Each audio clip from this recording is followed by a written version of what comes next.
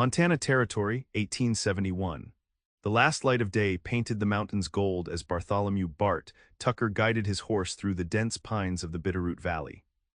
At 25, he had already made a name for himself as one of the most capable cowboys in the territory, though few knew the weight he carried inside.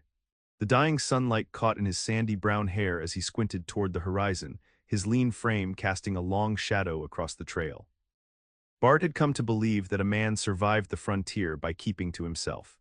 The mountains had taught him that lesson 3 winters ago when he'd watched helplessly as fever took his pa and younger brother within days of each other. Since then he'd built walls higher than the Bitterroots themselves.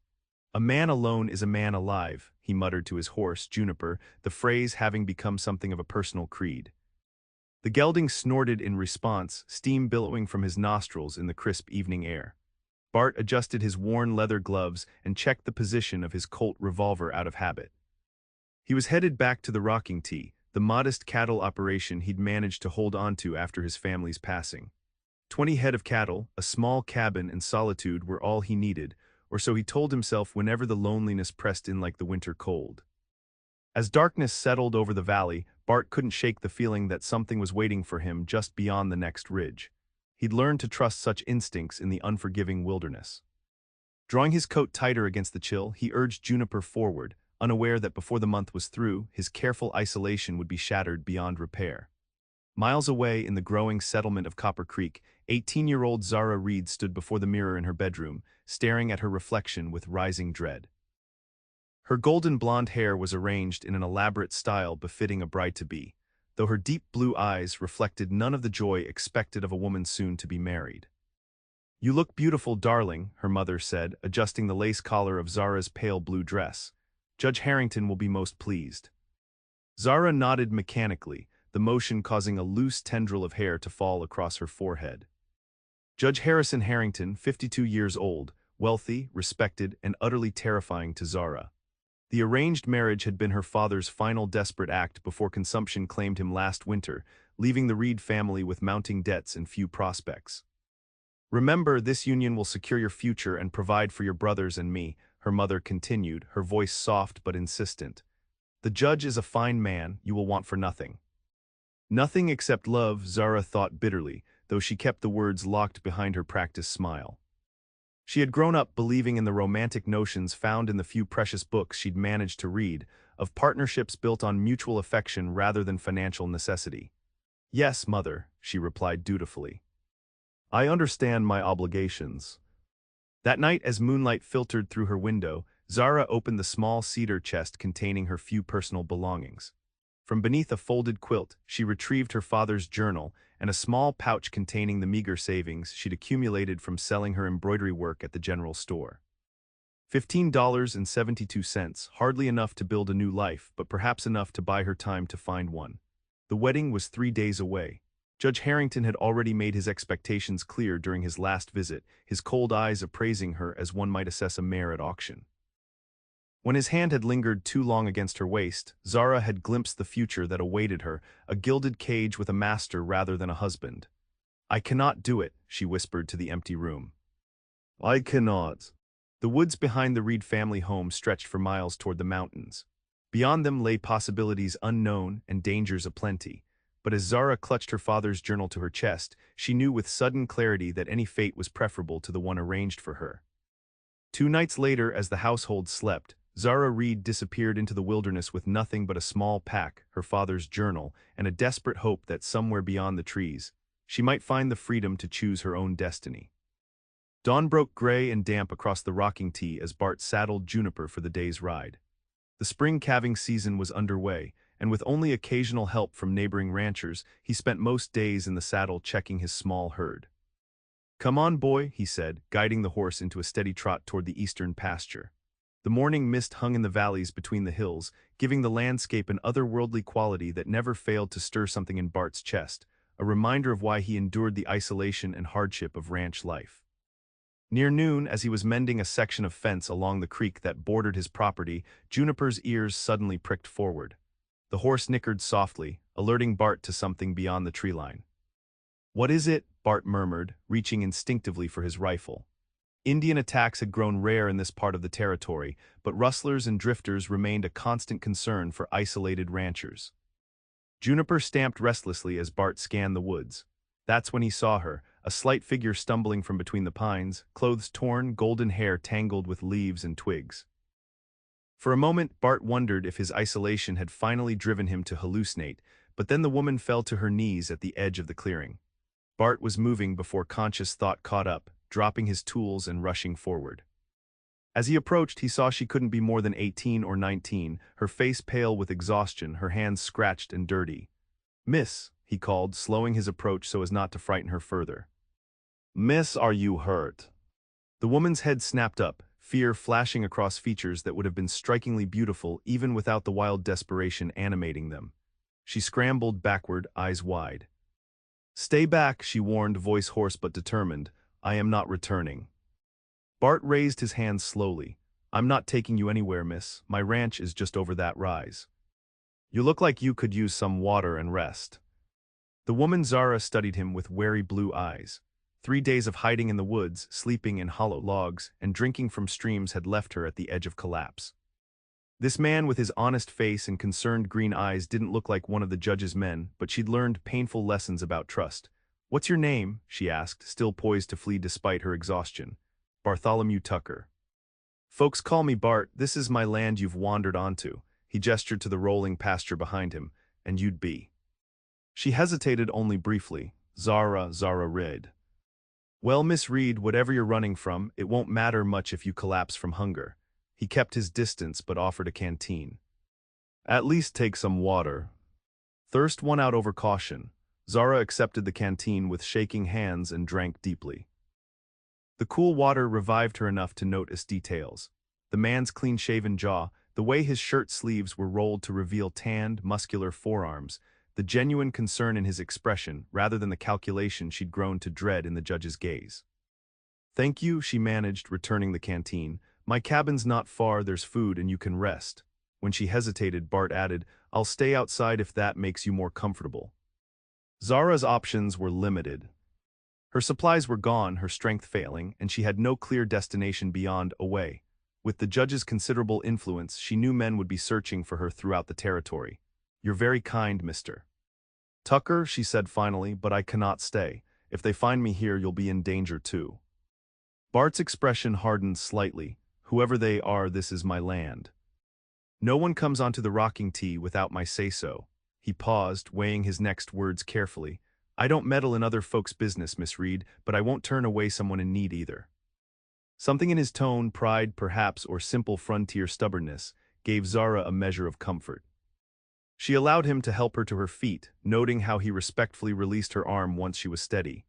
"Just until tomorrow," she conceded, "and then I must continue on." Bart nodded, though he wondered privately where a young woman alone could safely go in the territory. He led her to Juniper, offering to help her mount. "I can ride," Zara said with unexpected firmness. "My father taught me." Despite her exhaustion, she mounted the horse with practiced grace. Bart took the reins and led them toward the cabin, an odd feeling settling in his chest, something between concern and curiosity. For 3 years, he'd kept his life carefully contained, interactions with others limited to necessary business. Yet here he was, bringing a stranger, a woman with secrets, into his ordered existence. The cabin came into view as they crested a small hill, a sturdy structure of logs and stone with a thin column of smoke rising from the chimney. Nearby stood a barn and corral, and beyond them the pastures where Bart's small herd grazed. It wasn't grand, but it represented everything he'd fought to preserve after losing his family. "It isn't much," he said as he helped Zara dismount, "but it's solid. No one will find you here unless they know where to look." Inside, the cabin was surprisingly tidy for a bachelor's dwelling. A main room with a stone fireplace, table and chairs opened to a small kitchen area. A single bedroom was visible through a doorway, and various tools and supplies hung from the walls. The simplicity and order of it spoke to Bart's character, practical, self-sufficient, and without pretension. "Please sit," he said, gesturing to a chair near the fire. "I'll make some coffee and find something for you to eat." Zara sank gratefully into the chair, the warmth of the fire beginning to thaw the chill that had settled into her bones during 3 nights in the woods. She watched as Bart moved efficiently around the kitchen, setting a coffee pot to boil and retrieving food from a small pantry. "You live here alone?" she asked, already knowing the answer but wanting to break the silence. Bart nodded. "Just me since my pa and brother passed a few years back. Ranch keeps me busy enough not to notice most days." There was a story there, Zara sensed, but she didn't press. They were both guarding their histories. "It's peaceful," she offered instead. "I can see why you'd choose it." A shadow of a smile crossed his face. "Didn't exactly choose it so much as inherited the trouble, but it's mine and that counts for something out here." As Bart prepared a simple meal of beans, cornbread, and dried venison, Zara found herself studying him more carefully. He moved with the easy confidence of a man accustomed to hard work, but there was a gentleness to his gestures that belied his frontier hardness. He couldn't be much older than 25, yet there was a solidity to him that reminded Zara of mountains, weathered but unmovable. They ate mostly in silence, Zara too hungry to maintain conversation, Bart too accustomed to quiet meals to break the habit. Only after she'd eaten her fill did he venture a question. "How long were you in those woods?" Zara set down her coffee cup. 3 days, I left Copper Creek on Tuesday night." "That's 20 miles at least," Bart said, unable to hide his surprise. "Through rough country." "I had little choice," she replied, then hesitated before adding, "I was to be married tomorrow." Understanding dawned on Bart's face. "You ran from your wedding." "From a sentence, mister." "Tucker?" Zara's blue eyes flashed with sudden fire. "Judge Harrison Harrington is 52 years old and has buried 2 wives already. My father arranged the match before he died last winter to settle family debts and secure our position." She stared into the fire. "The judge is not a kind man, despite his public standing." Bart's jaw tightened. He knew of Harrington by reputation, wealthy, influential, and ruthless in both business and the courtroom. The man had connections throughout the territory, including with the sheriff in Copper Creek. "He'll come looking," Bart said, stating the obvious. "Yes," Zara met his gaze directly. "That's why I can only impose on your hospitality for tonight. I need to reach Fort Benton. I have a cousin there who might help me continue east." Bart considered this. Fort Benton was nearly 100 miles north, an impossible journey for a woman alone, especially one being hunted by a man with Harrington's resources. "You need rest first," he said finally. "Take my bed." "I'll sleep out here by the fire." "I couldn't possibly." "It's no hardship, Miss Reed." "I've slept under stars colder than this cabin plenty of times." There was no arguing with his practical tone. Zara was swaying with exhaustion, her body demanding rest after days of fear-driven flight. She allowed herself to be shown to the small bedroom, noting the simple furnishings. A bed with a handmade quilt, a chest of drawers, and a washstand with a basin and pitcher. "Thank you," she said softly as Bart prepared to leave her to her rest, "for your kindness to a stranger." He paused at the doorway, his expression unreadable. "Get some sleep, Miss Reed. We can figure the rest out tomorrow." As the door closed behind him, Zara sank onto the bed, the events of the past days crashing over her in waves. She had fled the only home she'd known, abandoned her mother and brothers, and was now dependent on the goodwill of a man she'd just met. Yet for the first time in months, she didn't feel the suffocating dread that had become her constant companion since her father had announced her betrothal. She was still in danger, still uncertain of her future, but for this moment, in this cabin with its sturdy walls and taciturn owner, Zara allowed herself to feel safe. Outside in the main room, Bart stoked the fire and tried to make sense of the day's unexpected turn.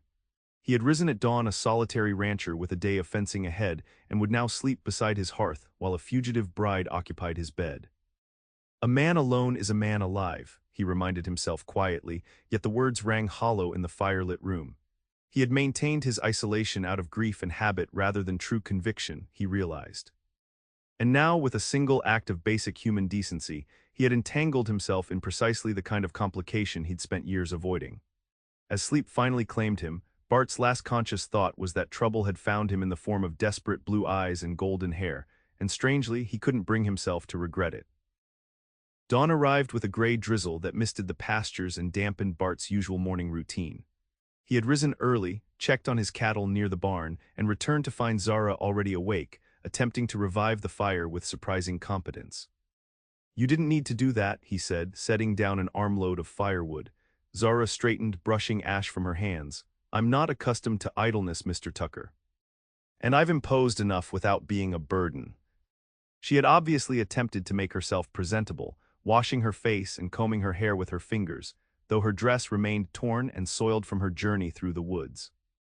Despite this, there was a quiet dignity in her posture that stirred Bart's admiration.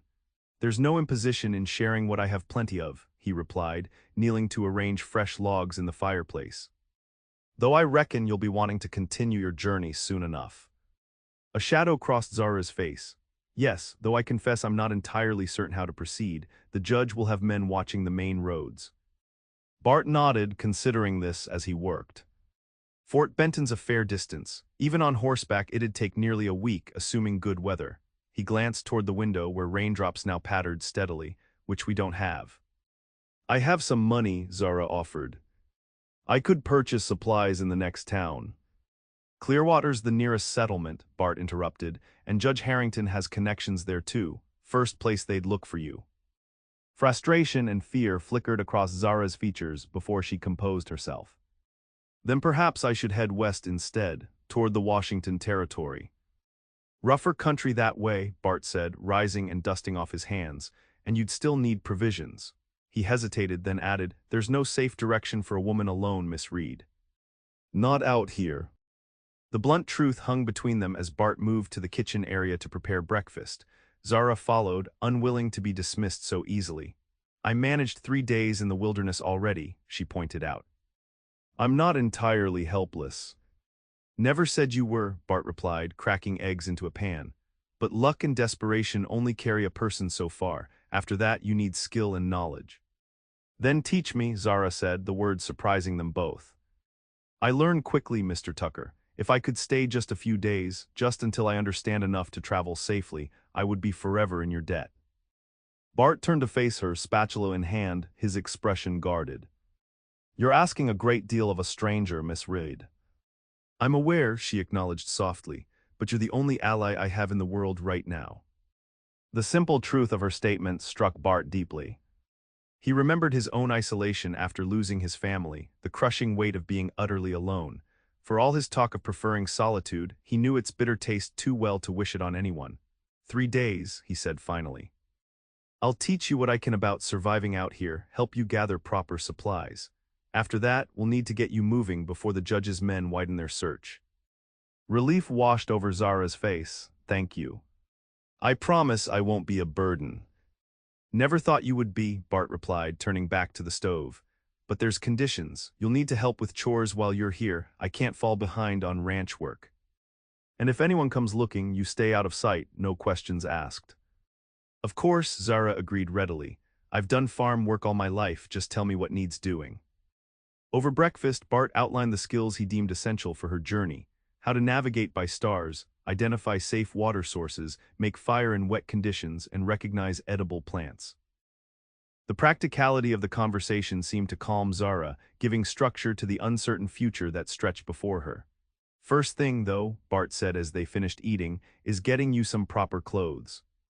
Can't have you traveling in that torn dress." Zara glanced down at her once fine blue dress, now stained and ripped beyond repair. "I don't suppose you keep ladies' garments on hand." The corner of Bart's mouth twitched, "Not as such. But I've got some of my brother's old things in a trunk. He was slight for a man, might fit you well enough with some adjustments." The mention of his brother brought a fleeting shadow to Bart's eyes that Zara didn't miss. "I'm sorry about your family," she said gently. "It must be difficult being here alone." Bart stiffened slightly, unused to discussing his loss. "Been 3 years now." "A man adjusts." "Yes," Zara said, thinking of her own father's passing. "But the adjustment never quite feels complete, does it?" Their eyes met across the table in a moment of unexpected understanding. Bart was the first to look away, rising to clear the dishes with a gruffness that didn't quite mask his discomfort with the sudden intimacy. "I'll fetch those clothes," he said. "Then we should see to the livestock. Rain or shine, animals need tending." The day unfolded in a rhythm of chores and lessons.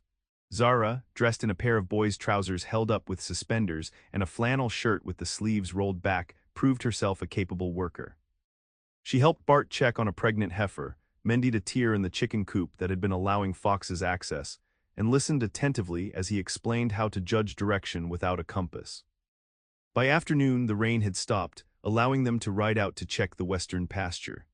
Zara sat confidently atop the gentle mare Bart had saddled for her, her golden hair tucked under a borrowed hat. "Your father taught you to ride well," Bart observed as they crossed a meadow vibrant with spring wildflowers. Zara nodded, a fond smile softening her features. He believed women should know how to manage on their own. "My mother never approved, she thought he was raising me to be unmarriageable." Her smile faded, though in the end she was determined to marry me off anyway. "Your mother's still in Copper Creek?" Bart asked, guiding Juniper around a fallen log. "Yes, with my younger brothers, Zara hesitated. She believes the marriage to Judge Harrington is for the best, that I'm being selfish for refusing." "And what do you believe?" The question was simple but direct, typical of Bart's straightforward manner. Zara considered before answering. "I believe marriage should be a partnership, not a transaction. My father and mother had that before hardship embittered her." She adjusted her grip on the reins. "The judge doesn't want a wife, he wants possession. I saw it in his eyes when he looked at me." Bart's jaw tightened. Though he'd had little experience with romance himself, he understood the fundamental wrongness of forcing a young woman into such an arrangement. "No one has the right to claim ownership of another person," he said firmly, "not even with a marriage certificate." The conviction in his voice warmed Zara unexpectedly. They rode in companionable silence until reaching a ridge overlooking a pristine valley where several of Bart's cattle grazed. "It's beautiful," Zara breathed, taking in the sweeping vista. "All of this is your land." "The western border ends at that creek," Bart explained, pointing. "Not as grand as some spreads, but enough to sustain a decent herd if I'm careful." "It seems like paradise compared to town life," Zara observed. "So much space and freedom." Bart studied her profile as she gazed across the landscape, noting how natural she looked against the backdrop of mountains and sky. "It's hard work," he said. "Constant vigilance against 100 different threats, weather, predators, disease. The freedom comes with responsibility." "The best things usually do," Zara replied, meeting his gaze with unexpected wisdom in her young eyes. As they turned their horses back toward the cabin, Bart found himself wondering about the future Zara envisioned for herself beyond escape. "What will you do if you reach Fort Benton safely? Continue east?" Zara nodded. "My cousin married a shopkeeper in St. Louis. She's written offering me a place to stay while I establish myself. I could teach perhaps or work in their shop." "You'd prefer city life then?" Bart couldn't keep a note of surprise from his voice. "I'd prefer a life I choose," Zara corrected gently. "Whether in a city or elsewhere matters less than the freedom to determine my own path." The simple truth of her statement resonated with Bart more deeply than he cared to admit. For all his talk of valuing his independence, he had fallen into his current existence more by circumstance than choice, inheriting responsibility rather than embracing it willingly. As the sun began its descent behind the mountains, casting long shadows across the pastures, Bart realized that in helping Zara plan her escape to freedom, he was confronting the boundaries of his own carefully constructed isolation. The thought was as unsettling as it was unexpected. That evening, as they prepared a simple dinner together, the domestic scene struck Bart with its strangeness. For 3 years he had eaten alone, worked alone, existed alone, convinced that solitude was safer than connection. Yet here was this young woman, moving about his kitchen with growing confidence, asking thoughtful questions about his ranch operations, filling the cabin with a presence that somehow made it feel more like a home than it had in years. "You're quiet," Zara observed as they sat down to eat. Bart shrugged, "Just thinking about tomorrow's work." "Need to ride out to the north pasture, check the fences there." "I could help," Zara offered. "You said I should learn as much as possible in these 3 days." "You've already learned plenty today," Bart replied, though without dismissal in his tone. "But yes, you could come along. The more ground you cover, the better you'll understand the lay of the land." After dinner, as darkness settled fully over the ranch, Bart brought out a worn map of the territory and spread it across the table. Together, they traced potential routes that might allow Zara to travel northward while avoiding main roads and settlements where the judge's influence reached. "This valley here," Bart indicated, his finger tracing a narrow passage between mountain ranges. "It's rugged but passable this time of year, follows a creek most of the way so you'd have water." Zara leaned closer, studying the map intently, her shoulder nearly touching Bart's as she did. How long would that route take? 10 days, maybe more, he admitted, but you'd avoid the three main settlements where Harrington would have men looking. The proximity of her, the faint scent of pine soap in her hair from when she'd washed earlier, distracted Bart momentarily. He straightened, creating distance between them. It's getting late, he said, rolling up the map. We should turn in if we're riding out early tomorrow. Zara nodded, though Bart thought he glimpsed a flicker of something, disappointment perhaps, cross her face. Of course, thank you again for the bed. It's nothing, Bart replied, suddenly awkward. Sleep well, Miss Reed. As he settled onto his bedroll before the fire, Bart stared at the ceiling, listening to the soft sounds of Zara preparing for bed in the next room. The cabin had never seemed so alive with presence, and it stirred emotions he'd long thought dormant, a longing for connection that both alarmed and intrigued him. 3 days, he reminded himself quietly, then things returned to normal. Yet even as he formed the thought, Bart wondered if normal would ever feel the same again. Morning came with a brilliant clarity that suggested perfect weather for their ride to the north pasture. Bart rose before dawn as usual, but found Zara already awake, dressed in the borrowed clothes and attempting to tame her long blonde hair into a practical braid. You're up early, he observed, building up the fire. I wanted to help with the morning chores, she explained, finishing her braid and tying it with a strip of fabric. You've been teaching me survival skills, but I haven't contributed much to the actual running of your ranch. Bart couldn't help but admire her determination. Most folks would consider being on the run from a powerful judge contribution enough to any day. A smile tugged at Zara's lips. Perhaps, but I prefer to earn my keep. Together they tended to the morning tasks, feeding the chickens, milking the single cow Bart kept for household use, and preparing a hearty breakfast to sustain them for the day's ride. The ease with which they fell into a shared routine struck Bart as remarkable, given that just 2 days ago they had been strangers. As they rode out, the spring morning unfolded around them in a tapestry of color and sound.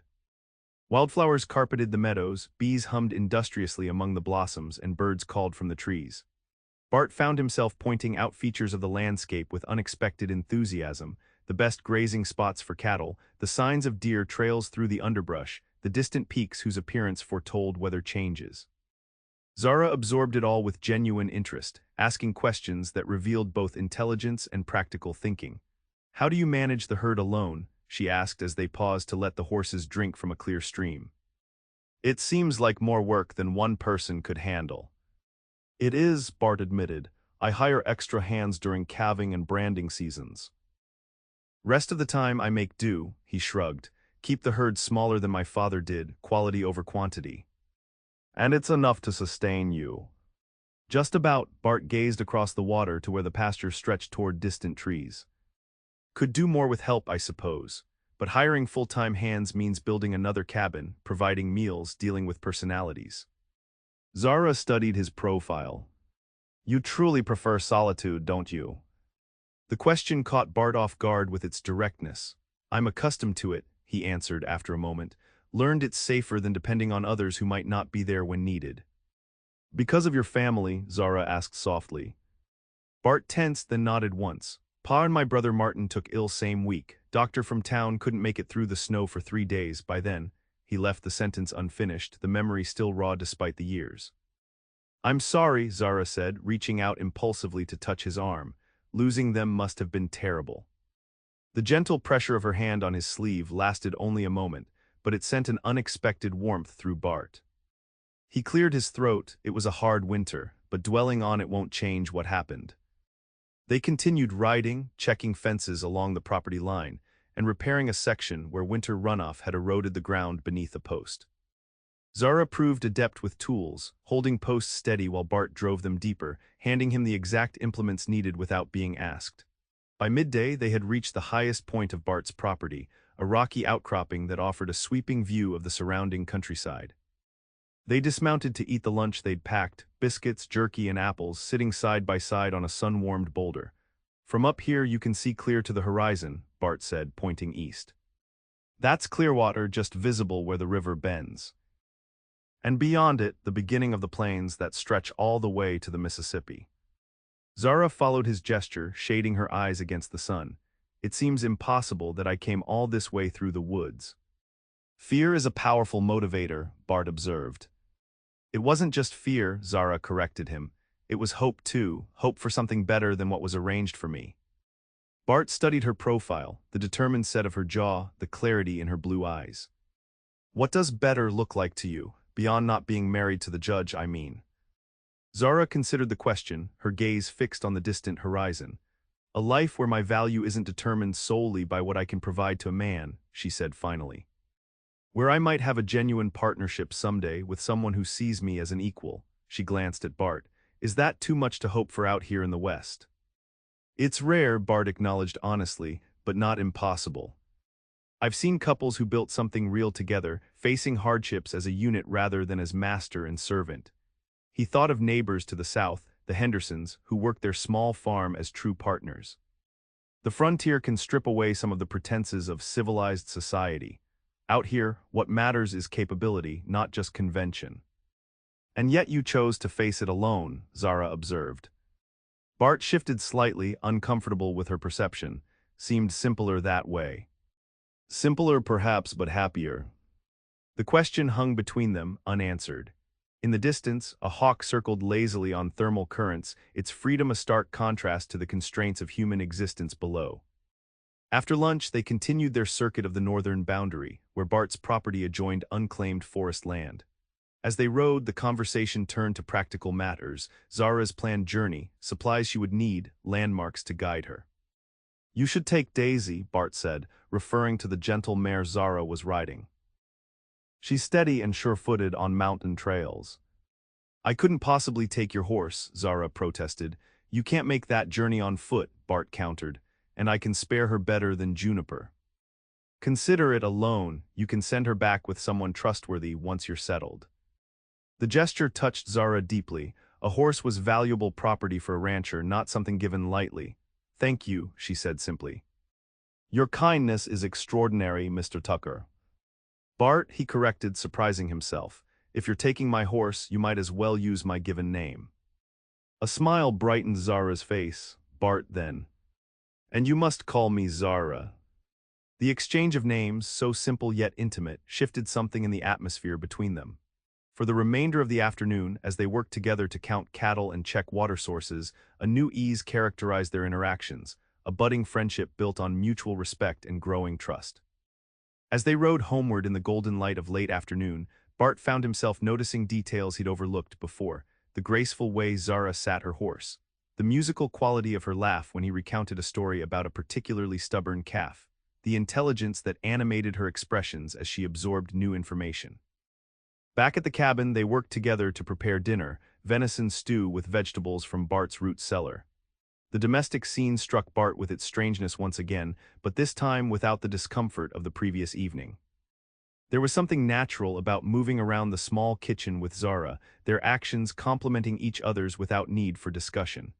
You're good at this, Zara observed as Bart expertly seasoned the stew. Most bachelors I know can barely boil water. Bart shrugged. Necessity teaches quickly. Had to learn after Ma died even before Pa and Martin passed. No one else to do it. Your mother died when you were young, Zara asked gently. Bart nodded, stirring the pot. I was 12, childbirth, the baby didn't survive either. I'm sorry, Zara said, laying a hand on his forearm briefly. That must have been difficult for all of you. It was. Bart rarely spoke of his mother, the loss still carrying its own distinct ache. Pa did his best, but there was always something missing after she was gone, a warmth that never quite returned to the house. The personal admission surprised them both.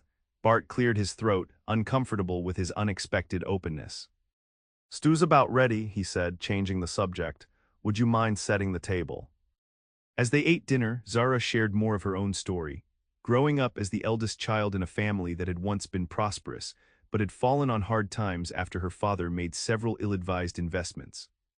Her mother's family had disowned her for marrying beneath her station, leaving them without that support when fortunes turned. Father tried everything to rebuild, Zara explained. He worked himself to illness trying to provide for us. I think arranging my marriage to Judge Harrington was his last desperate act to secure our future. Her voice softened. I can't blame him entirely. He thought he was protecting me. By selling you to a man 3 times your age, Bart couldn't keep the edge from his voice. By ensuring I would never want for material comforts, Zara corrected. The judge is wealthy and influential. In my father's eyes, that security outweighed concerns about compatibility or, she hesitated, or tenderness. Bart studied her across the table, the firelight casting a warm glow on her features.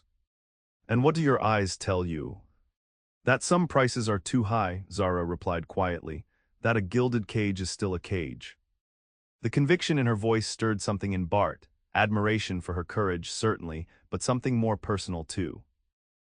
Her refusal to accept a life mapped out by others challenged his own careful isolation, built more from habit and fear than true preference. After dinner, they sat before the fire, reviewing the map once more and finalizing plans for Zara's departure. Though it went unspoken between them, the knowledge that tomorrow would be their last full day together cast a shadow over the evening. You should be able to reach this valley by nightfall on your first day, Bart said, tracing a route with his finger.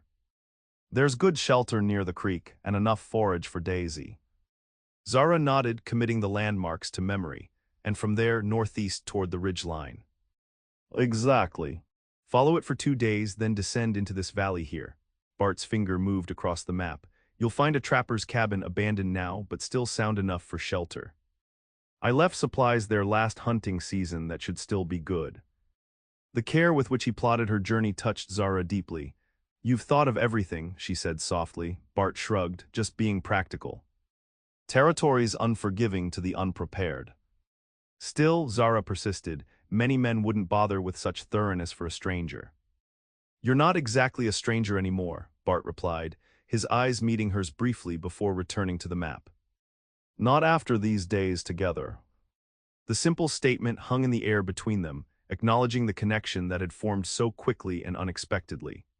Zara felt a tightness in her chest that had nothing to do with fear of her journey and everything to do with the prospect of leaving this cabin and this man behind. I should turn in, she said finally, rising from her chair. Tomorrow will be busy with preparations. Bart nodded, rolling up the map. I'll have everything ready for your departure day after tomorrow. First light would be best, gives you maximum daylight for traveling.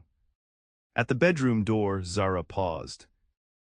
Bart, she said, using his given name deliberately. I want you to know how grateful I am, not just for the shelter and supplies, but for treating me as a capable person, not just a woman in distress. Bart looked up, momentarily caught off guard by the sincerity in her expression. You are capable, he said simply. Anyone can see that. Not everyone has, Zara replied. Good night, Bart. Good night, Zara. As the bedroom door closed behind her, Bart remained by the fire, turning over the events of the past 3 days in his mind. He had maintained his solitude for years through deliberate choice, convinced that connection meant vulnerability, and vulnerability inevitably led to loss. Yet in the span of just days, this young woman had breached those carefully constructed defenses with nothing more than her courage, intelligence, and genuine spirit. Tomorrow she would make final preparations to leave, and the day after she would be gone, continuing her journey toward a freedom he couldn't help but admire her for seeking. The ranch would return to its previous quiet, his routines would resume their familiar rhythm, and life would go on as before. So why did the prospect fill him with such unexpected emptiness? The third day dawned bright and clear, a perfect spring morning that belied the tension Bart felt as he rose from his bedroll. Today would be their last full day together, a fact that should have brought relief but instead left him strangely unsettled. He found Zara already in the kitchen, preparing breakfast with the confidence of someone who belonged there. Her golden hair was braided simply down her back, the borrowed clothes now fitting her more naturally as she made small adjustments with needle and thread. I thought I'd make flapjacks, she said by way of greeting, a proper meal before we start preparations. Bart nodded, moving to pour coffee for them both. Good thinking, we've got a full day ahead. They ate together, discussing the tasks that needed completing before Zara's departure, packing provisions, preparing Daisy with proper tack for a long journey, reviewing the map route one final time.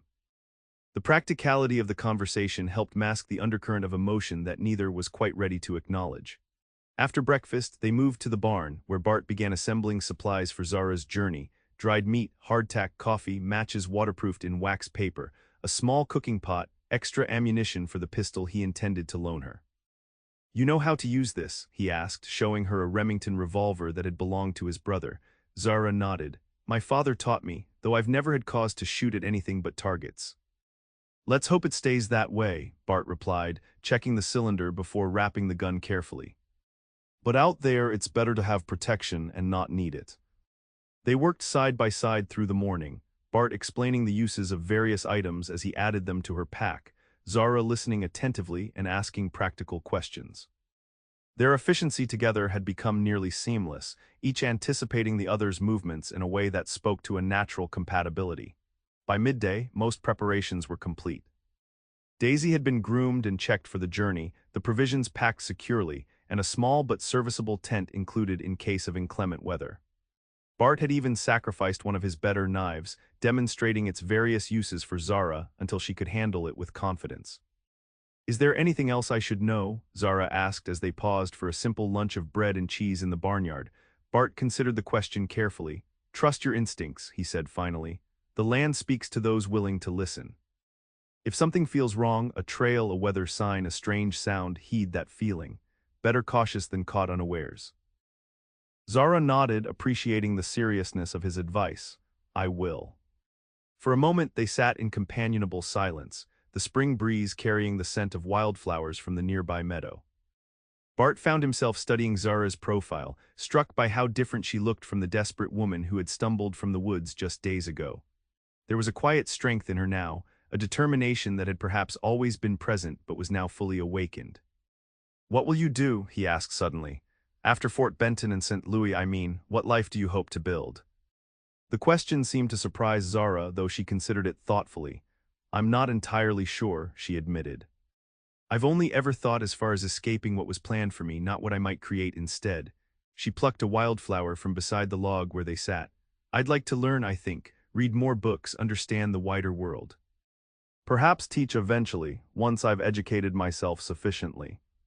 "You'd make a fine teacher," Bart observed. "You have patience and a quick mind." Zara smiled at the compliment. "What about you? Will you stay here, working the ranch alone indefinitely?" The directness of her question caught Bart off guard. "Never given it much thought," he replied, though this wasn't entirely true. "Ranch needs tending." "It's what I know." "But is it what you want?" Zara pressed gently. "For all your future days?" Bart shifted uncomfortably. Before meeting Zara, the question would have seemed irrelevant. His path was set by circumstance and responsibility. But now, confronted with her determined pursuit of self-determination, his own acceptance of a life chosen more by default than desire seemed suddenly questionable. "I don't know," he admitted finally. "Never seemed to be much choice in the matter."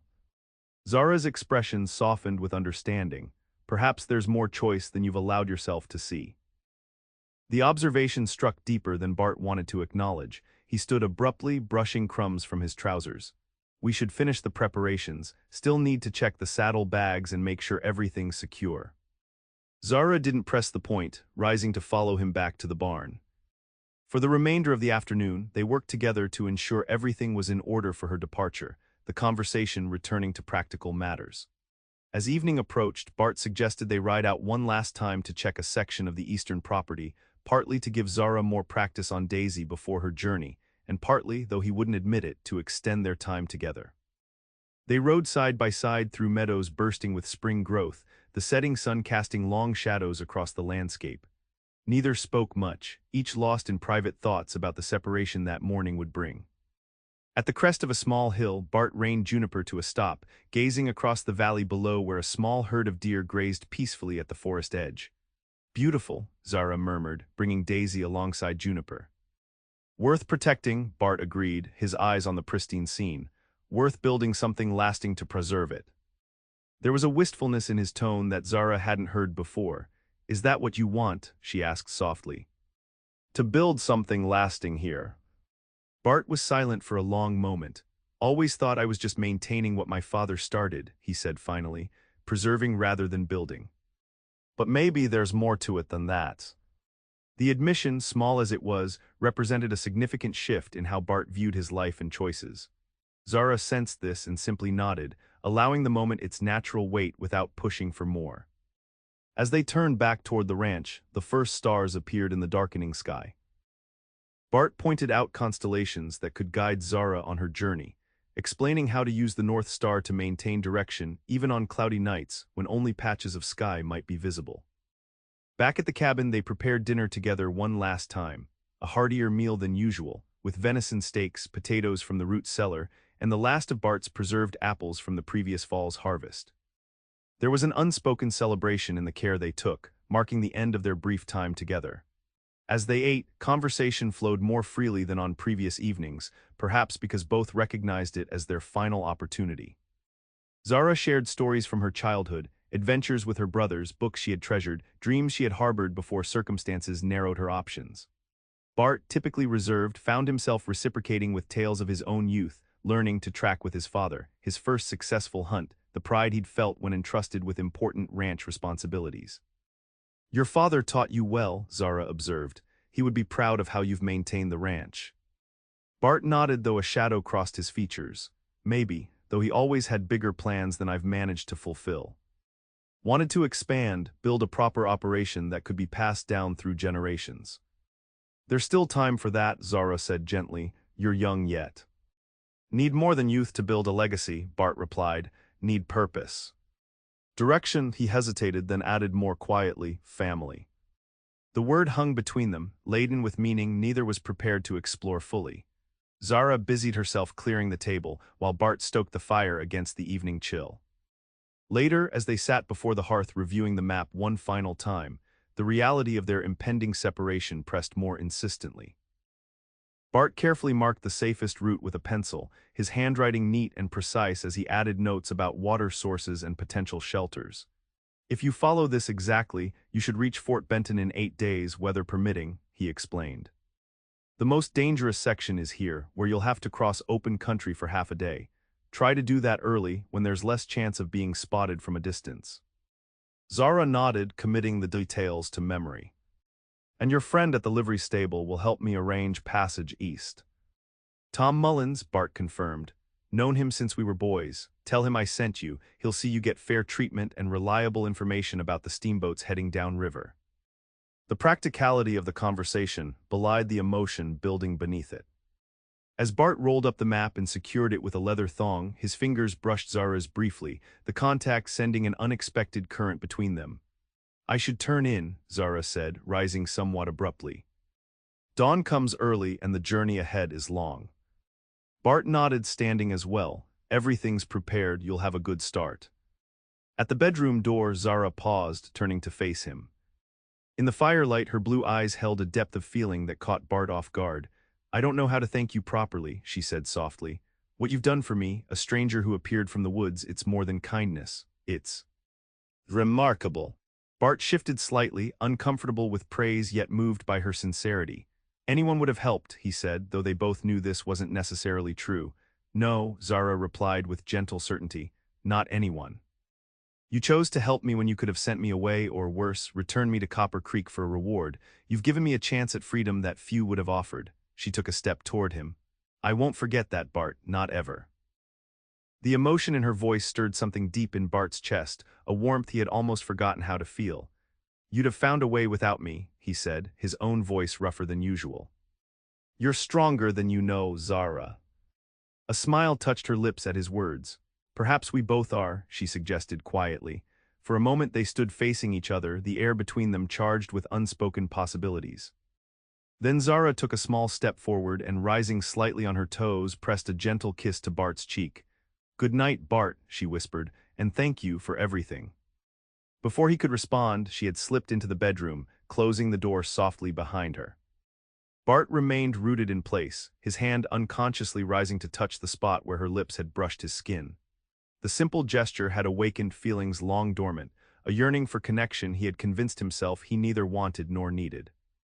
As he settled onto his bedroll before the fire for the last time, Bart stared at the ceiling, mind racing with thoughts he couldn't quiet. Tomorrow Zara would ride out of his life as suddenly as she had entered it, continuing her journey toward a future of her own choosing. He would return to the solitude he had claimed to prefer, the ranch work that filled his days, the empty evenings in this cabin that had never seemed so hollow before. It was for the best, he told himself firmly. She needed freedom, not entanglement with a rancher she barely knew. And he had responsibilities here, a legacy to maintain, cattle to tend, fences to mend. Their paths had crossed briefly, nothing more. Yet as sleep finally claimed him, Bart's last conscious thought was that in just 3 days, Zara Reed had somehow dismantled the careful isolation he had built around himself for years, and he wasn't entirely sure he wanted to rebuild it. Dawn arrived with a thin mist clinging to the meadows surrounding the cabin. Bart rose earlier than usual, moving quietly to avoid disturbing Zara's last moments of rest before her journey. He built up the fire, prepared coffee, and began assembling a hearty breakfast that would sustain her for the first day's ride. When Zara emerged from the bedroom, she was already dressed in the traveling clothes they had assembled: sturdy trousers, a flannel shirt beneath a wool vest, and a wide-brimmed hat to shield her face from sun and casual observation. Her hair was braided and pinned up beneath the hat, giving her a more boyish appearance that might prove safer on the trail. "You're up early," she observed, moving to help with breakfast preparations. "Wanted to make sure everything's ready," Bart replied, noting how composed she appeared despite the challenging journey ahead. "Sleep well." "Well enough," Zara said, though the slight shadows beneath her eyes suggested otherwise. "It's strange to think that by nightfall I'll be miles from here, in country I've never seen before." Bart nodded, understanding the mix of anticipation and anxiety she must be feeling. "The route is sound. Just remember what we discussed about watching the weather and trusting your instincts." They ate breakfast together, the conversation subdued but not uncomfortable. Both were acutely aware that these were their final moments together, yet neither seemed willing to acknowledge it directly. After the meal, they moved to the barn where Daisy waited, already saddled and loaded with the carefully packed provisions. Bart made a final check of the cinches and bags, explaining each adjustment to Zara so she could manage them herself on the trail. "Water's most important," he reminded her, indicating the extra canteen secured to the saddle. "Even if you have to bypass a landmark or take a longer route, always head for water when in doubt." Zara nodded, absorbing his instructions with the serious attention she'd shown throughout their time together. "I've memorized the map," she assured him, "and I'll be careful." As the moment of departure drew nearer, a tension built between them, unspoken questions and emotions that had no easy resolution. Bart busied himself with last-minute adjustments to Daisy's tack, while Zara double-checked the contents of her pack. Finally, with the sun fully risen and no reason to delay further, Bart led Daisy outside to the yard. Zara followed, her steps measured and deliberate, as though each one carried her not just toward her journey but away from something equally significant. "The weather looks fair," Bart observed, gazing at the sky where the morning mist was burning off to reveal clear blue. "Should hold for at least a few days, according to the signs." Zara nodded, adjusting the leather gloves he had given her, another practical gift to protect her hands during the long ride. "That's fortunate." The mundane exchange only highlighted the deeper currents running beneath. Bart turned to face her fully, finding it suddenly difficult to meet her eyes. "Well," he said, his voice gruffer than intended, "I reckon you're set to go." Zara looked up at him, her blue eyes clear and direct. "Yes," she agreed softly, "thanks to you." An awkward silence fell between them, filled with words neither quite knew how to express. Bart shifted his weight, uncharacteristically uncertain. "I've put together some extra food," he said finally, "more than we discussed, just in case the journey takes longer than expected." The thoughtfulness of this detail, one of many ways he had carefully prepared for her safety, brought a warmth to Zara's expression. "You've thought of everything," she said, her voice soft with gratitude. "Tried to," Bart acknowledged. "Still wish you'd let me ride with you at least part way." They had discussed this the previous evening, with Bart offering to escort her through the first 2 days of travel. Zara had gently refused, pointing out that his absence from the ranch might be noticed, potentially creating questions that could lead Judge Harrington's men to her trail. "It's better this way," she reminded him now. "Safer for both of us." Bart nodded reluctantly, knowing she was right but disliking the thought of her facing the wilderness alone. "Just remember. Trust my instincts, follow water, watch the weather signs," Zara finished with a small smile. "I remember everything you've taught me, Bart. You've been an excellent teacher." The compliment seemed inadequate for what had passed between them in these brief days, yet neither seemed able to articulate the deeper connection that had formed so unexpectedly. "I should go," Zara said finally, reaching for Daisy's reins. "The day is wasting, and I have many miles to cover before nightfall." Bart helped her mount, checking the stirrups one final time to ensure proper length. His hand lingered briefly on the saddle, reluctant to break this last physical connection. "Zara," he began, then faltered, unsure what he wanted to say or whether he had the right to say anything at all.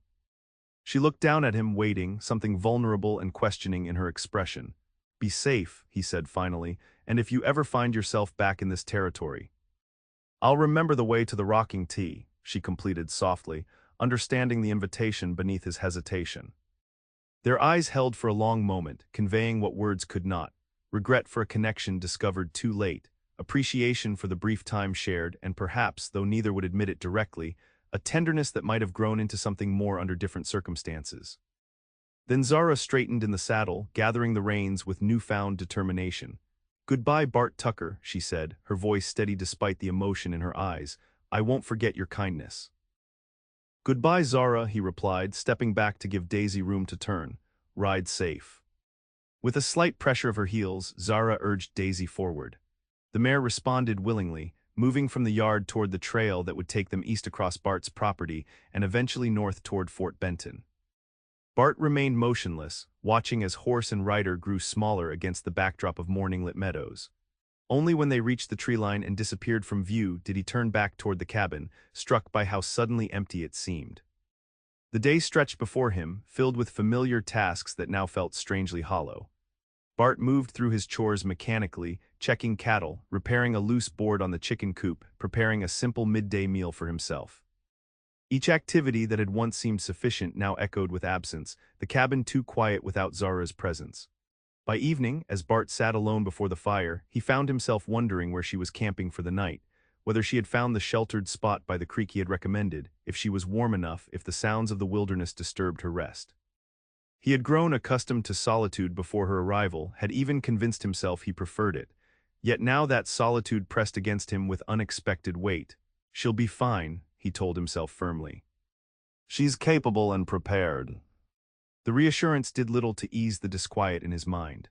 As he prepared for bed, Bart realized that Zara's brief presence had awakened something he had deliberately let slumber for years, the recognition that a life shared might offer more than a life preserved in careful isolation. The thought followed him into uneasy dreams, where he searched endlessly through mist-shrouded forests for something essential he had allowed to slip away. Dawn broke clear and cool, the second day of Zara's journey and the first full day of Bart's return to solitude. He rose early as usual, but found the familiar routine of breakfast preparation oddly dissatisfying without someone to share the meal. The coffee tasted bitter, the silence oppressive rather than peaceful. Outside, spring continued its inexorable progress, birds building nests, wildflowers reaching toward the sun, new calves testing wobbly legs in the pasture. Life moved forward with or without his participation, Bart reflected as he saddled Juniper for the day's work. He had planned to ride the southern boundary today, checking fences and water sources for the cattle grazing there. It was necessary work, the kind that had filled his days contentedly before Zara's arrival. Yet as he guided Juniper across the meadow, Bart found his gaze repeatedly drawn eastward, toward the route Zara would have taken yesterday. By mid-morning, he had completed only half the tasks he'd set for himself, his concentration fractured by persistent thoughts of Zara facing the wilderness alone. Had she navigated the difficult ridge trail successfully, found clean water, kept alert for the signs of other travelers who might pose a threat? "Focus, Tucker," he muttered to himself, forcing his attention back to the fence post he was securing. "She's gone, ranch needs tending." The self-admonishment worked temporarily, allowing him to complete the necessary repairs before moving on to check the small stream that served as a water source for this section of pasture. Yet as he dismounted to clear debris from the stream bed, Bart found himself calculating how far Zara might have traveled by now. Assuming she maintained the pace they had discussed, she would be approaching the abandoned trapper's cabin by late afternoon. As the day wore on, Bart's distraction only increased. Twice he found himself riding in the wrong direction, unconsciously turning Juniper toward the eastern trail. The third time it happened, he reined the horse to a stop, sitting motionless in the saddle as he confronted the truth he had been avoiding since watching Zara ride away. He missed her. Not just as a presence in the cabin or an extra pair of hands for chores, but as a person whose courage, intelligence, and gentle determination had awakened something in him that he had thought permanently dormant after his family's deaths. In just 3 days, Zara had challenged his assumptions about the life he had chosen, or perhaps, more accurately, the life he had accepted by default. Her pursuit of freedom, her willingness to risk everything for the chance to determine her own path, had illuminated the complacency with which he had embraced isolation. "A man alone is a man alive," he repeated his old mantra aloud, but the words rang hollow in the spring air. Was mere survival enough? The question pursued him through the remainder of the day's work and into the evening as he returned to the empty cabin. 3 nights ago, he and Zara had sat at this very table, planning her journey, sharing stories, building a connection that now seemed all the more precious for its brevity. As darkness settled over the ranch, Bart found himself standing on the porch, staring eastward where stars now illuminated the path Zara had taken. Was she safe at the trapper's cabin? Had she found the supplies he'd mentioned? Was she thinking of him at all, or simply focused on the journey ahead and the freedom it promised? The questions had no answers, yet Bart couldn't shake them from his mind. Returning inside, he built up the fire and settled into a chair, pulling out a worn book he had read countless times before. The familiar words failed to capture his attention, however, his thoughts continually drifting to Zara and the future she sought. What life awaited her in St. Louis? Would she find the opportunities for learning and growth she desired? Would she eventually marry, not from obligation but from genuine affection?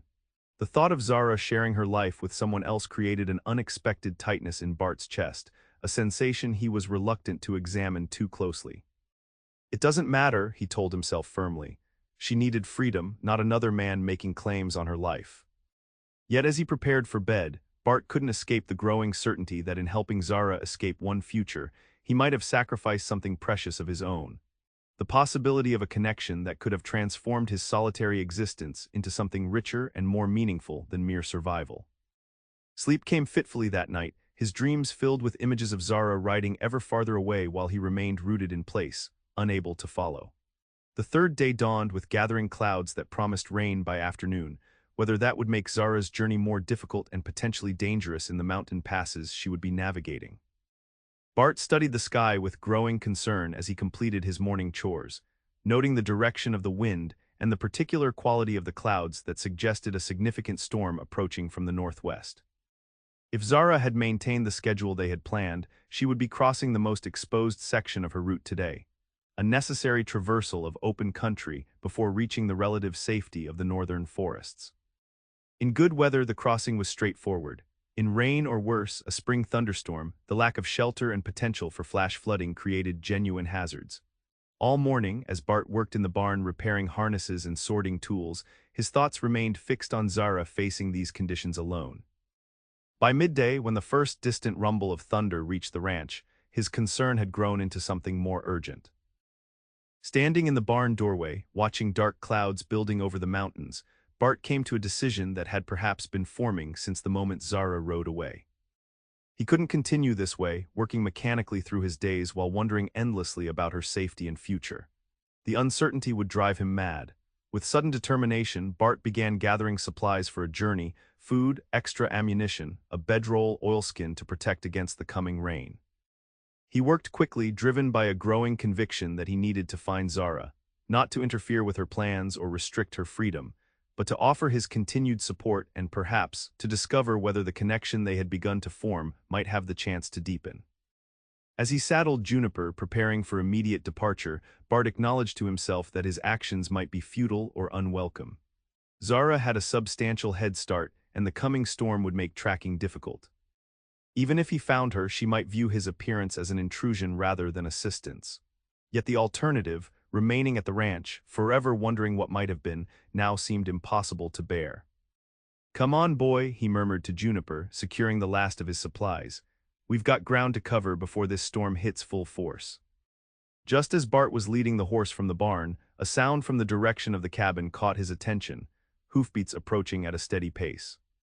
He paused, hand moving instinctively to the revolver at his hip. Visitors were rare at the isolated rocking tee, and unexpected ones often meant trouble. Moving cautiously to the barn entrance, Bart scanned the approach to the cabin. Through the gathering gloom of the storm-darkened day, a rider emerged from the eastern trail, a solitary figure on a familiar mare. For a moment, Bart stood frozen in disbelief. Then recognition struck him with physical force. "Zara," he breathed, the name barely audible even to himself. He was moving before conscious thought caught up, dropping Juniper's reins and striding quickly toward the yard as Zara guided Daisy toward the cabin. She spotted him immediately, raising a hand in greeting, her expression a complex mixture of relief and uncertainty. As she drew nearer, Bart could see that she was damp from early rain, her borrowed clothes clinging to her slender frame, golden hair escaping in damp tendrils from beneath her hat. Yet it was the look in her eyes that captured his attention, a clear determination despite the evident fatigue of hard travel. "Zara," he said again as she reined Daisy to a stop before him, "what happened? Are you hurt?" She shook her head, managing a small smile despite her bedraggled appearance. "No, I'm not hurt, just," she hesitated, searching for words, "just uncertain of my course." Bart stepped forward to help her dismount, his hands steady at her waist as she slid from the saddle. For a brief moment they stood close, his hands still supporting her, her face tilted up to his with an expression that stirred something profound in his chest. Thunder rolled across the valley, breaking the moment. Bart stepped back, gesturing toward the cabin. "Storm's coming in fast. Let's get inside where it's dry and you can explain." Zara nodded, allowing him to lead Daisy toward the barn while she proceeded to the cabin. By the time Bart had unsaddled the mare and ensured she had water and feed, the first heavy raindrops were beginning to fall. He hurried across the yard to the cabin, eager to understand what had brought Zara back after she had been so determined to leave. Inside, he found her standing before the fire he had built earlier, her hat removed and her damp hair falling loose around her shoulders. She had hung her wet outer garments near the hearth to dry and stood now in the simple shirt and trousers, looking both vulnerable and resolute. "I'll make coffee," Bart offered, moving to the kitchen area to give her space. "You must be chilled from riding in the damp." Zara nodded gratefully, remaining by the fire as Bart set water to boil and prepared 2 mugs. The familiar domestic action calmed his racing thoughts somewhat, though questions still crowded his mind. When he returned with steaming mugs, Zara accepted hers with a small smile. "Thank you," she said softly. They sat at the table, the fire crackling in the background as rain began to drum steadily on the cabin roof. For a moment, neither spoke, the unexpected reunion creating a tentative atmosphere despite the comfort they had developed during Zara's previous stay. "I reached the trapper's cabin last night," Zara began finally, her hands wrapped around the warm mug. "Everything was just as you described, the supplies were there, the shelter sound. I should have continued north this morning as planned." Bart nodded, waiting for her to continue rather than interrupting with questions. "But as I prepared to leave, I realized," Zara paused, seeming to gather her thoughts. "I realized I was still running from something rather than toward anything meaningful." Her blue eyes met his directly. "All my life, decisions have been made for me, by my father, by circumstance, by the expectations of others. Even this escape was a reaction rather than a choice." "You chose freedom," Bart pointed out gently. "That's not nothing." "Freedom from," Zara acknowledged, "but not freedom to." She leaned forward slightly. "Do you understand the difference, Bart? I was fleeing a future I didn't want, but I had no clear vision of what I did want instead. Just vague notions of somewhere else and something different." The insight surprised Bart with its clarity and self-awareness. "So you turned back," he said, beginning to understand. Zara nodded. "I spent the night thinking about what freedom really means. Is it merely the absence of constraint? Or is it the presence of purpose, of meaningful choice?" Her expression grew more animated as she continued. "And I realized that in these few days here, working alongside you, learning from you, I felt more purposeful than I ever had before. Not because someone told me what to do, but because the work itself had meaning." The admission touched Bart deeply, resonating with his own recent reflections on purpose versus mere survival. "Ranch work has a way of clarifying what matters," he said quietly. "It's not just the work," Zara replied, her voice softening. "It's this place, the beauty of it, the potential." She hesitated, then added more quietly, "And you, Bart. The way you live with such integrity and care for everything around you." Heat rose in Bart's face at the unexpected praise. "I'm just doing what needs doing," he demurred. "No," Zara countered with gentle firmness. "You're building something meaningful, honoring your family's legacy while creating your own. I admire that more than I can express." She took a deep breath, and it made me wonder if perhaps my journey shouldn't end here rather than in St. Louis. The implication of her words hung in the air between them, momentous and uncertain. Bart found himself struggling to form a response, emotions he had kept carefully contained for years now surging to the surface. Zara, he began cautiously, are you saying you want to stay here at the rocking tea? If you would have me, she replied, a vulnerability in her expression that belied her otherwise composed demeanor. Not as a charity case or even just as a ranch hand, though I would work hard to earn my keep, but as, she faltered, searching for words. As what? Bart prompted gently, his heart beating faster than seemed possible. Zara met his gaze directly, summoning courage. As a partner, Bart, in whatever way that might develop between us. The boldness of her declaration, its honesty and directness, struck Bart with the force of revelation. Here was a woman who had fled an arranged marriage seeking not just freedom from constraint, but the freedom to choose a connection based on mutual respect and genuine feeling. I know it's sudden, Zara continued into his silence. We've known each other just days, and perhaps I've misread, she gestured vaguely between them. If so, I'll continue to Fort Benton as planned. But I couldn't leave without at least asking if there might be a place for me here, with you. Outside, the storm had intensified, rain lashing against the windows as thunder rolled across the valley. Inside, a different kind of storm was breaking, one that had been building in Bart since the moment he had watched Zara ride away. When you left, he said finally, his voice rougher than usual, this cabin felt emptier than it ever had before. All day yesterday, all this morning, I couldn't stop thinking about where you were, whether you were safe. He shook his head slightly. Found myself looking eastward every few minutes like I might catch a glimpse of you on the trail. Hope kindled in Zara's eyes. And just before you rode up, I was saddling Juniper to come after you, Bart admitted, the confession easier than he had expected. Couldn't bear not knowing if you were all right, or if what I'd been feeling these past days was something you might feel too. What have you been feeling? Zara asked softly, though the warmth in her expression suggested she already knew the answer. Bart had never been a man of many words, expressing himself more through actions than speech. Yet in this moment, he recognized the importance of articulating what had been growing in his heart. That you woke something in me I thought had died with my family, he said simply. A desire for more than just surviving, for building something meaningful with someone who sees the world as I do. He reached across the table, hesitantly covering her hand with his own. I've been alone so long I convinced myself it was what I wanted, but these past days with you showed me how empty that belief was. Zara turned her hand beneath his, their fingers intertwining in a gesture that felt both new and somehow familiar. I felt it too, she whispered. From the moment you helped me from the woods, this sense that I had found not just safety but a place where I might belong. The confession hung between them, profound in its simplicity. Outside, the storm continued to rage, but within the cabin a different kind of weather was clearing, the fog of uncertainty giving way to the clear light of mutual understanding. It won't be easy, Bart cautioned, though he didn't withdraw his hand from hers. Ranch life is hard work, and there's the matter of Judge Harrington. He won't simply forget you exist. I know, Zara acknowledged. But nothing worthwhile comes without challenge. She squeezed his hand gently, and I'd rather face those challenges here with you than run from them alone. The sincerity in her voice moved Bart deeply. This woman who had risked everything for freedom was now choosing to build something with him, not from desperation or lack of options, but from genuine desire and clear-eyed understanding of what that choice entailed. Then stay, he said simply, the words carrying the weight of promise. Stay and help me make the rocking tea what it could be, what my father dreamed it might become.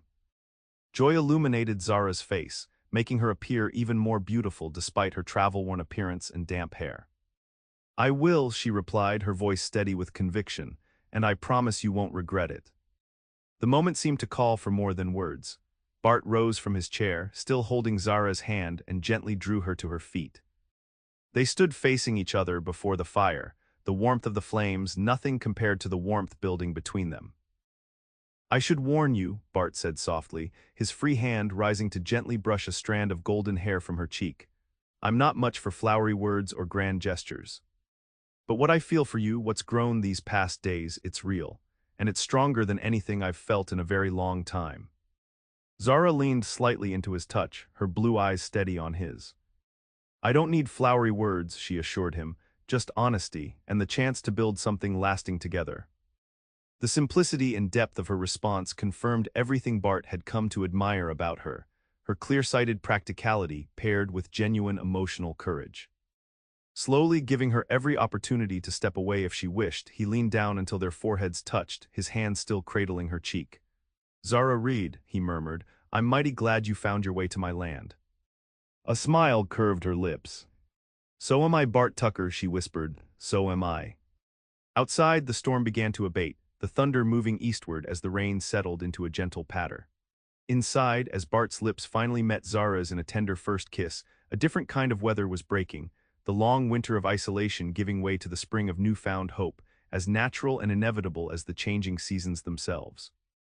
The weeks that followed brought both challenges and joys as Bart and Zara began to build a life together at the rocking tea each day revealed new facets of their compatibility.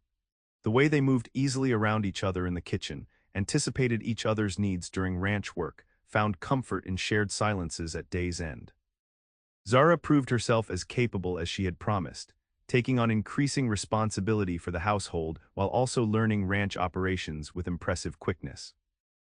Bart found himself continually surprised by her adaptability and determination, whether she was helping deliver a difficult calf, repairing fence lines, or figuring out how to improve the cabin's sparse comforts with limited resources. For his part, Bart discovered depths to himself he hadn't explored in years, a capacity for patience in teaching, joy in shared accomplishment, and a tenderness he had thought lost with his family's passing. Each evening, as they sat together before the fire discussing the day's work and plans for tomorrow, he marveled at how completely his solitary existence had been transformed in such a short time. Their growing feelings for each other developed alongside their working partnership, expressed more often through actions than words. Bart rising before dawn to have coffee waiting, when Zara emerged from the bedroom she still occupied alone.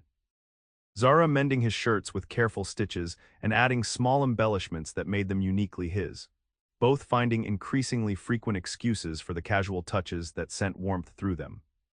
Yet beneath these domestic contentments lay a persistent shadow, the knowledge that Judge Harrington would not simply accept Zara's disappearance. Each trip Bart made to Clearwater for supplies brought news of the search continuing throughout the territory, with rumors of substantial rewards offered for information leading to Zara's return. He's increased the bounty again, Bart reported grimly after returning from town one afternoon in late May. $300 now, and there's talk he's hired professional trackers from Helena. Zara looked up from the bread dough she was kneading, concern creasing her brow. Did anyone in town seem suspicious of you? Bart shook his head, hanging his hat on the peg by the door. Don't think so. Kept to my usual business, feed, ammunition, coffee, nothing that would suggest I'm provisioning for two. Still, Zara said, wiping flour from her hands, it can't continue this way indefinitely. Sooner or later someone will make the connection, a rider passing by might glimpse me or notice woman's laundry on the line. The practical observation was characteristic of Zara's clear-eyed approach to their situation. From the beginning, she had insisted on facing realities rather than pretending the danger would simply disappear with time. Bart crossed to the kitchen table, his expression thoughtful. You're right. We need a more permanent solution than just hiding you away. Though they had not explicitly discussed marriage, the possibility had hovered unspoken between them as their feelings deepened. Both recognized that such a step would have legal implications for Zara's situation. As Bart's wife, she would have protections that currently eluded her. What are you thinking? Zara asked, sensing the direction of his thoughts. Bart met her gaze directly. I'm thinking that Judge Harrington's looking for Zara Reed, a runaway bride, not for Mrs. Bartholomew Tucker, wife of a respectable rancher. The proposal, practical as it was romantic, brought a flush to Zara's cheeks. Are you asking me to marry you, Bart Tucker? A rare full smile transformed Bart's usually serious features. Reckon I am, though I'd planned something a bit more proper than this. He reached across the table to take her flour-dusted hand. These weeks together have shown me what I was missing all those years alone. I love you, Zara, and I want to build a life with you, not just because it would protect you legally, but because I can't imagine my future without you in it. Tears brightened Zara's blue eyes, though her smile remained steady. I love you too, she said simply. And yes, I will marry you for protection, for partnership, and because you've shown me what real freedom looks like, not just absence of constraint, but presence of purpose and connection. The sincerity in her voice moved Bart deeply. Impulsively, he drew her into his arms, flour dust and all, holding her close as if to affirm the reality of this moment and the future it promised. We'll need to be smart about this, he said after a moment, practical considerations returning. Can't just announce a wedding out of nowhere without raising questions. Zara nodded against his chest. We'll need a story, something plausible to explain my sudden appearance as your bride. They spent the evening crafting a narrative that might withstand scrutiny, a courtship conducted through letters after an introduction by mutual acquaintances in Helena, a quiet wedding there followed by Zara's arrival at the rocking tea. The details required careful consideration, potential questions anticipated and answers prepared. Reverend Simmons in Clearwater might help, Bart suggested as they refined their plan. He's a good man, doesn't hold much regard for Judge Harrington after seeing how the judge treated his previous wives. You think he would perform the ceremony without asking too many questions? Zara asked. Bart nodded thoughtfully. More than that, I think he might be willing to backdate the marriage certificate if I explain the situation honestly. He believes strongly in the sanctity of marriage, but also in justice. What the judge planned for you was neither just nor sacred. The plan took shape gradually, each element considered for potential weaknesses or inconsistencies. They would need to visit Clearwater together, introducing Zara as Bart's new bride from Helena. Her altered appearance, hair now often pinned up in a more mature style, clothing more befitting a rancher's wife than a judge's young bride, would help disguise her identity from casual observation. It's risky, Zara acknowledged as they prepared for bed that night, she to the bedroom and Bart to his customary place by the fire. But less risky than continuing as we are, with me essentially a fugitive on your property. Bart paused at the bedroom door where he had escorted her as usual, his expression serious. I won't let him take you back, Zara. Not ever, whatever happens, we face it together now. The fierce protection in his voice warmed her heart. I know, she said softly, reaching up to touch his cheek, and that makes me braver than I ever thought I could be. Their lips met in a tender kiss that carried the promise of their future plans. When they parted, Bart's eyes held a depth of emotion that needed no verbal expression.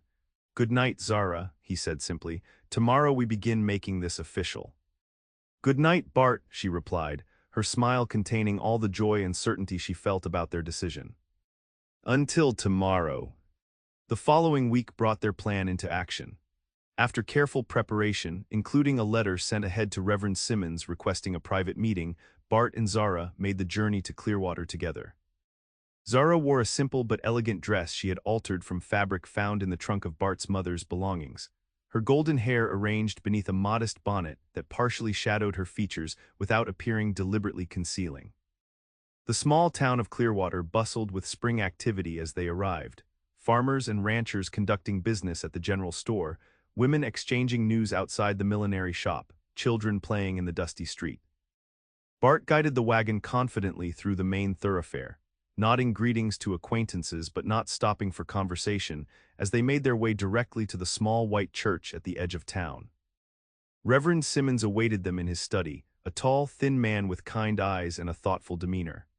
After introductions, during which Zara maintained a composed but somewhat reserved manner, Bart asked to speak with the minister privately.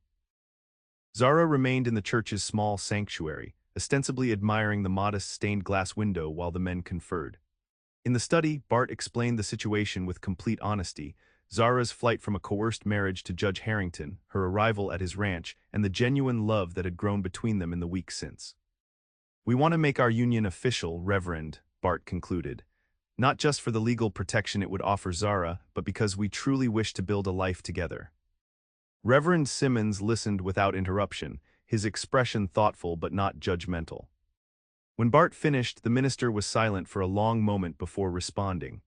I've heard disturbing reports about the judge's treatment of his previous wives, he said finally.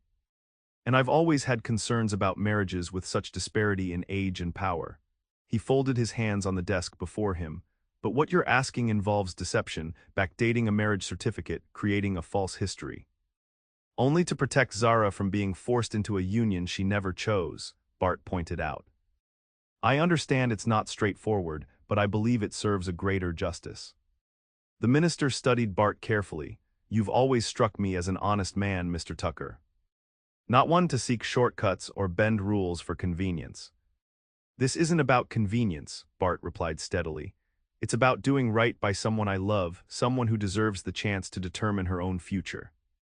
Something in Bart's simple declaration seemed to resonate with the Reverend. He rose from his desk and moved to the window, looking out toward the sanctuary where Zara waited. "Bring the young lady in," he said finally. "I'd like to speak with her directly before making my decision." When Zara joined them in the study, Reverend Simmons invited her to sit and asked her with gentle directness about her situation. Her feelings regarding both Judge Harrington and Bart, her understanding of marriage as an institution, and her willingness to embrace life as a rancher's wife with all its hardships and responsibilities. Zara answered with the same honest clarity that had first drawn Bart to her, neither minimizing the difficulties she had faced nor exaggerating her certainty about the future. When the Reverend asked why she had fled her arranged marriage, her response was both dignified and passionate. "Marriage should be a covenant between equals, Reverend," she said, her blue eyes steady. "Not a transaction where one person is essentially purchased by another. Judge Harrington wanted possession, not partnership. With Bart, I have found what I believe marriage truly should be: mutual respect, shared purpose, and genuine love." The simplicity and conviction of her statement seemed to move the minister. He looked between them, noting perhaps the way Bart's hand had found Zara's as she spoke, the natural comfort between them despite the tension of their situation. "Very well," he said finally. "I will perform the ceremony today and date the certificate for 3 weeks past, long enough to suggest a courtship conducted primarily through correspondence. Followed by a wedding in Helena, as you've suggested." Relief washed over both Bart and Zara. Though they maintained their composure as the Reverend outlined what would happen next, a simple ceremony with the church caretaker and his wife as witnesses, followed by the official documentation that would establish Zara as Mrs. Bartholomew Tucker in the eyes of the law and society. "Thank you, Reverend," Bart said with genuine gratitude. "We won't forget this." The older man nodded solemnly. "See that your marriage honors the vows you'll take today," he said. "That will be thanks enough." The ceremony itself was brief but meaningful, conducted in the small sanctuary with afternoon light streaming through the stained glass window. Zara wore a sprig of wildflowers Bart had picked on their journey to town, tucked into the ribbon of her bonnet. Bart, in his best shirt and newly brushed coat, looked younger and less careworn than he had in years, his green eyes bright with emotion as they exchanged traditional vows. When Reverend Simmons pronounced them husband and wife, the kiss they shared before the altar carried all the genuine feeling that had grown between them: tenderness, respect, and a deepening love that had flourished despite the unusual circumstances of their meeting. The marriage certificate, dated 3 weeks earlier and listing the ceremony as having taken place in Helena, was carefully tucked into Bart's coat pocket. With this document, Zara Reed legally became Mrs. Bartholomew Tucker, a transformation that offered protection beyond just the judge's reach. It gave her standing in a society where unmarried women had few rights and limited options. After the ceremony, Bart and Zara made a deliberate circuit of Clearwater's Main Street, stopping at the general store to introduce the new Mrs. Tucker to the proprietor and other customers. The story they had crafted, a courtship through letters after meeting during Bart's cattle business in Helena the previous fall, was received with mild surprise but general goodwill. Bart had always been respected in the community, if somewhat distant, and the sight of him with a lovely young wife prompted congratulations rather than suspicion. "You should bring your bride to the Founders' Day celebration next month," suggested Mrs. Peterson, the storekeeper's wife, "a perfect opportunity to introduce her properly to everyone." Bart agreed with appropriate enthusiasm while Zara smiled politely, maintaining the slightly reserved manner they had decided would help explain why she hadn't been seen in town before. As they completed their necessary purchases and prepared to return to the ranch, both felt the tension of scrutiny but also the growing confidence that their plan might succeed. The ride home was filled with a mixture of relief and newfound awareness of their changed status.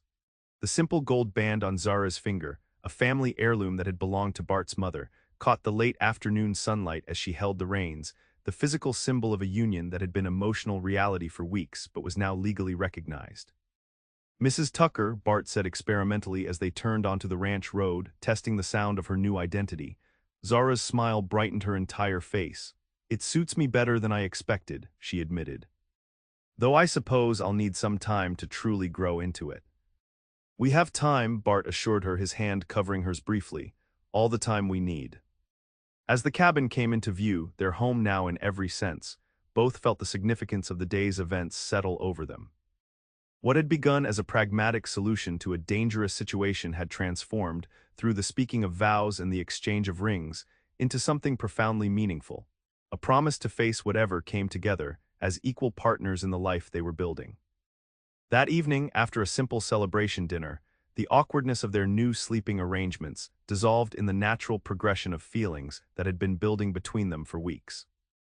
Bart, ever respectful of Zara's boundaries, had prepared to take his usual place by the fire until she had taken his hand and led him gently toward what was now their shared bedroom.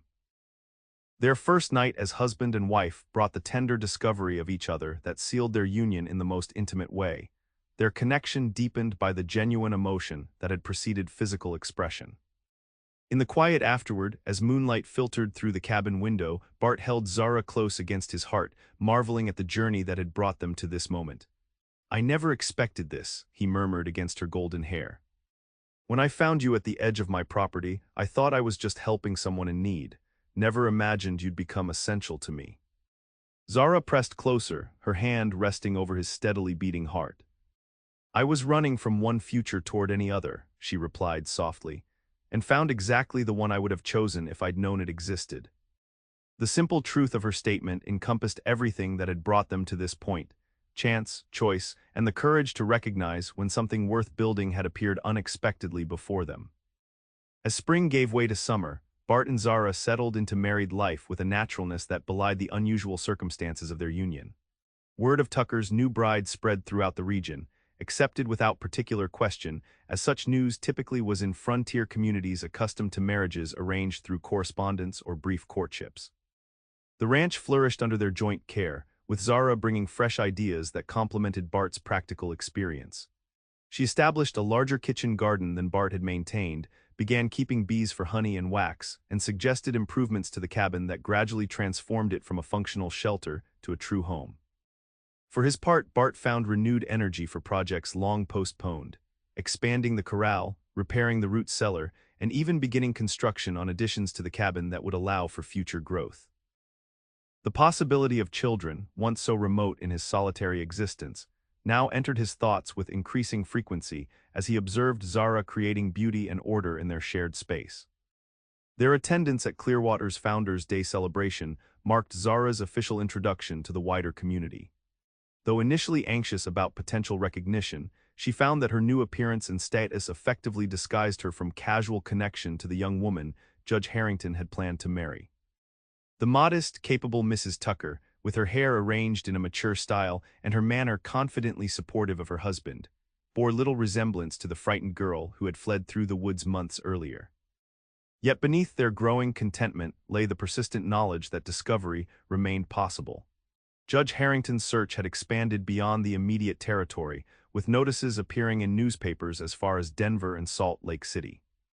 Though the intensity had diminished somewhat with time, the significant reward remained posted for information leading to Zara's return.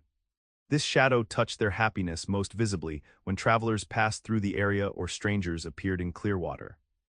On those occasions, Zara maintained a lower profile, avoiding unnecessary interactions while Bart gauged whether any new arrivals might have connections to the judge. "We can't live in fear forever," Zara observed one evening in late summer as they discussed news of another search party passing through a neighboring settlement. "Sooner or later, we need to resolve this situation more permanently." Bart nodded, recognizing the wisdom in her assessment. "I've been thinking about that," he admitted. "Been corresponding with a lawyer in Helena who specializes in contracts and obligations, trying to understand exactly what legal claim Harrington might still have." The revelation surprised Zara. "You didn't mention this before." "Wanted to have something concrete to offer before raising the subject," Bart explained. "The situation's complicated by your father's arrangement with the judge before his passing. According to the lawyer, there might be financial obligations that remain legally binding, even though the marriage never took place." This was a sobering consideration. The arrangement had indeed included settlement of family debts in exchange for the marriage, debts that presumably remained outstanding from the judge's perspective. "So even though I'm now legally your wife, he could still pursue financial claims against my family," Zara concluded, her practical mind quickly grasping the implications. Bart nodded. "Potentially." though the lawyer suggested there might be ways to resolve that separately from any personal claim to you, which our marriage has effectively nullified. They discussed possibilities late into the night, approaches that might satisfy legal obligations without requiring Zara to confront the judge directly. The conversation marked a shift in their thinking from simply hiding to actively seeking resolution, a change that reflected their growing confidence in the life they were building together. As autumn approached, bringing the first hints of gold to the aspens on the mountain slopes, an unexpected opportunity for such resolution presented itself. Word reached Clearwater that Judge Harrington had suffered a riding accident while pursuing business in Helena, resulting in injuries serious enough to confine him to bed for several weeks. The news, relayed to Bart by Tom Mullins during a visit to town, created a window during which the judge's personal involvement in the search for Zara would necessarily be limited.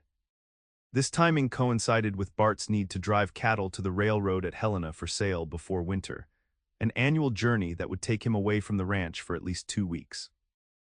"I don't like leaving you alone," Bart said as they discussed the situation that evening, "but this might be our best chance to resolve the legal matters while Harrington is temporarily weakened." Zara considered the possibilities thoughtfully. "What if I came with you?" she suggested. "We could meet with your lawyer together in Helena, then perhaps approach the judge through proper legal channels while he's indisposed." The proposal had merit, though it carried obvious risks.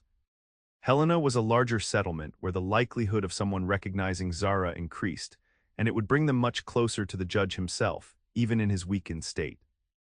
"It would be dangerous," Bart acknowledged, "but you're right that addressing this directly may be our only path to true peace of mind."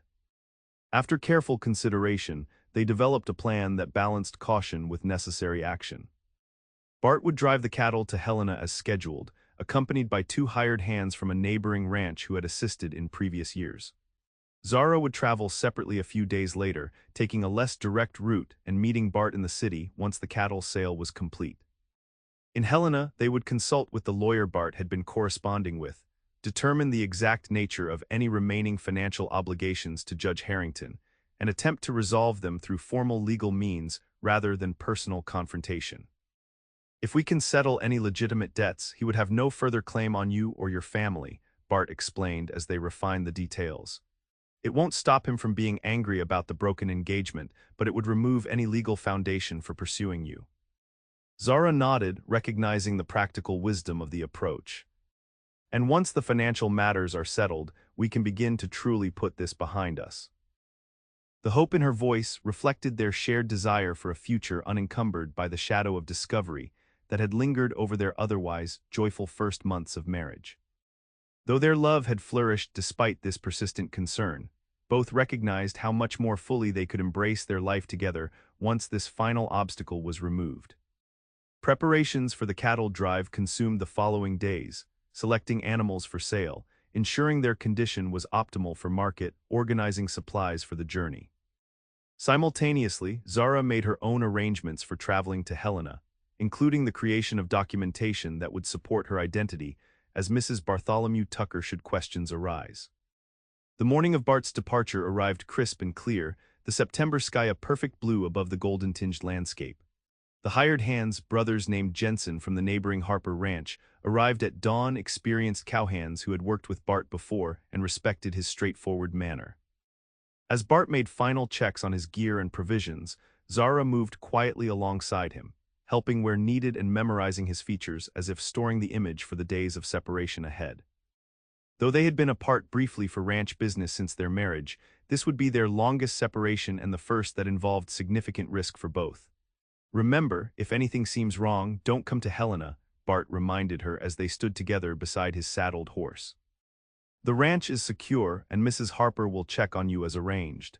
Better to delay our plan than risk your safety." Zara nodded, her expression resolute despite the concern visible in her eyes. "I'll be careful," she promised. "And you do the same. The cattle business is straightforward. Don't complicate it by asking questions about the judge that might raise suspicions." The practical exchange of cautions reflected their partnership, each focusing on the other's welfare rather than their own concerns. When words were exhausted, they embraced with the quiet intensity of those who understand that physical separation cannot diminish the connection between them. I love you, Bart said simply, his voice rough with emotion. I'll see you in Helena in 8 days at the International Hotel as planned. I love you too, Zara replied, reaching up to touch his cheek gently. Be safe and trust that I will be too. With a final kiss, they parted, Bart to mount his horse and join the Jensen brothers at the pasture gate, Zara to watch from the cabin porch as the small herd began its journey eastward. The sight of her husband riding away created a hollow feeling in Zara's chest, yet she maintained her composure, waving once when Bart turned in the saddle for a final glance back. Only when the dust from the cattle drive had settled and the distant figures disappeared over the ridge did Zara allow herself a moment of vulnerability, sitting on the porch step and acknowledging the fear that accompanied their plan. So much could go wrong: discovery, legal complications, or the simple dangerous unpredictability of frontier travel. Yet as she raised her eyes to the mountains surrounding their home, Zara found strength in the beauty and permanence of the landscape. Whatever challenges lay ahead in Helena, the life she and Bart had begun building here awaited their return, a life neither had expected but both now cherished beyond measure. Rising with renewed determination, Zara turned to the tasks that would fill her days before her own departure. There was much to do to secure the ranch in their absence and prepare for her journey, practical actions that would anchor her through the anxious anticipation of what awaited in Helena. The cattle drive proceeded without significant incident, though slower than Bart had hoped due to early snow in one of the mountain passes. He arrived in Helena 3 days behind schedule, concerned about Zara, who would be expecting to meet him at the International Hotel the following day as originally planned. Helena had grown substantially since Bart's last visit, the successful mining operations continuing to draw businesses and settlers to what had begun as a simple camp. The streets bustled with activity, freight wagons delivering supplies, miners spending their earnings in saloons and shops, and the general commerce of a settlement rapidly transforming into a proper city. After completing the cattle sale for a satisfactory price, Bart made his way to the International Hotel, a 3-story structure considerably more grand than the establishments in Clearwater. Though it was a day earlier than Zara was expected to arrive, he hoped to secure accommodations and perhaps leave a message in case she had traveled ahead of schedule due to favorable conditions. Mr. Tucker, the hotel clerk, greeted him with professional courtesy. Welcome back to Helena. Will you be requiring your usual single room? A double this time, Bart replied, still somewhat unaccustomed to the public acknowledgement of his changed status. My wife will be joining me tomorrow. If the clerk found this information surprising, he showed no sign beyond a polite nod. Congratulations, sir. We have an excellent corner room available with a proper sitting area. Would that suit? Arrangements completed and baggage delivered to the room, Bart ventured out to locate the offices of Harrison and Wells, the legal firm whose junior partner, James Wells, had been corresponding with him regarding Judge Harrington's potential claims. The establishment occupied a well-maintained building near the courthouse, its polished brass plaque and large windows suggesting prosperity and established reputation. Mr. Wells proved to be younger than Bart had expected, perhaps 30, with wire-rimmed spectacles and a methodical manner that inspired confidence despite his age. After introductions and confirmation of Bart's identity, the lawyer invited him to sit and explained what he had learned about the legal situation. The arrangement between Judge Harrington and the late Mr. Reed was formalized through a contract of engagement, Wells explained, consulting a notebook. It included specific financial considerations, settlement of debts totaling approximately $800 which the judge paid to Mr. Reed's creditors before his death.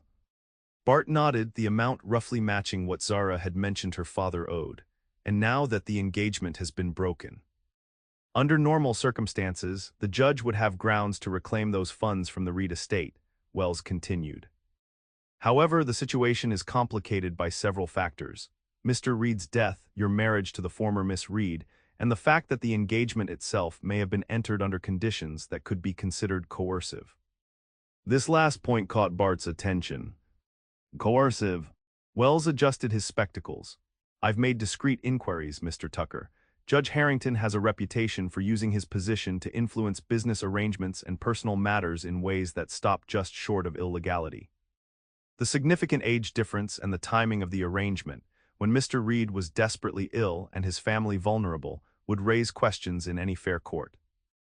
The assessment aligned with what Bart had suspected about the judge's character, though hearing it confirmed by a legal professional provided additional validation.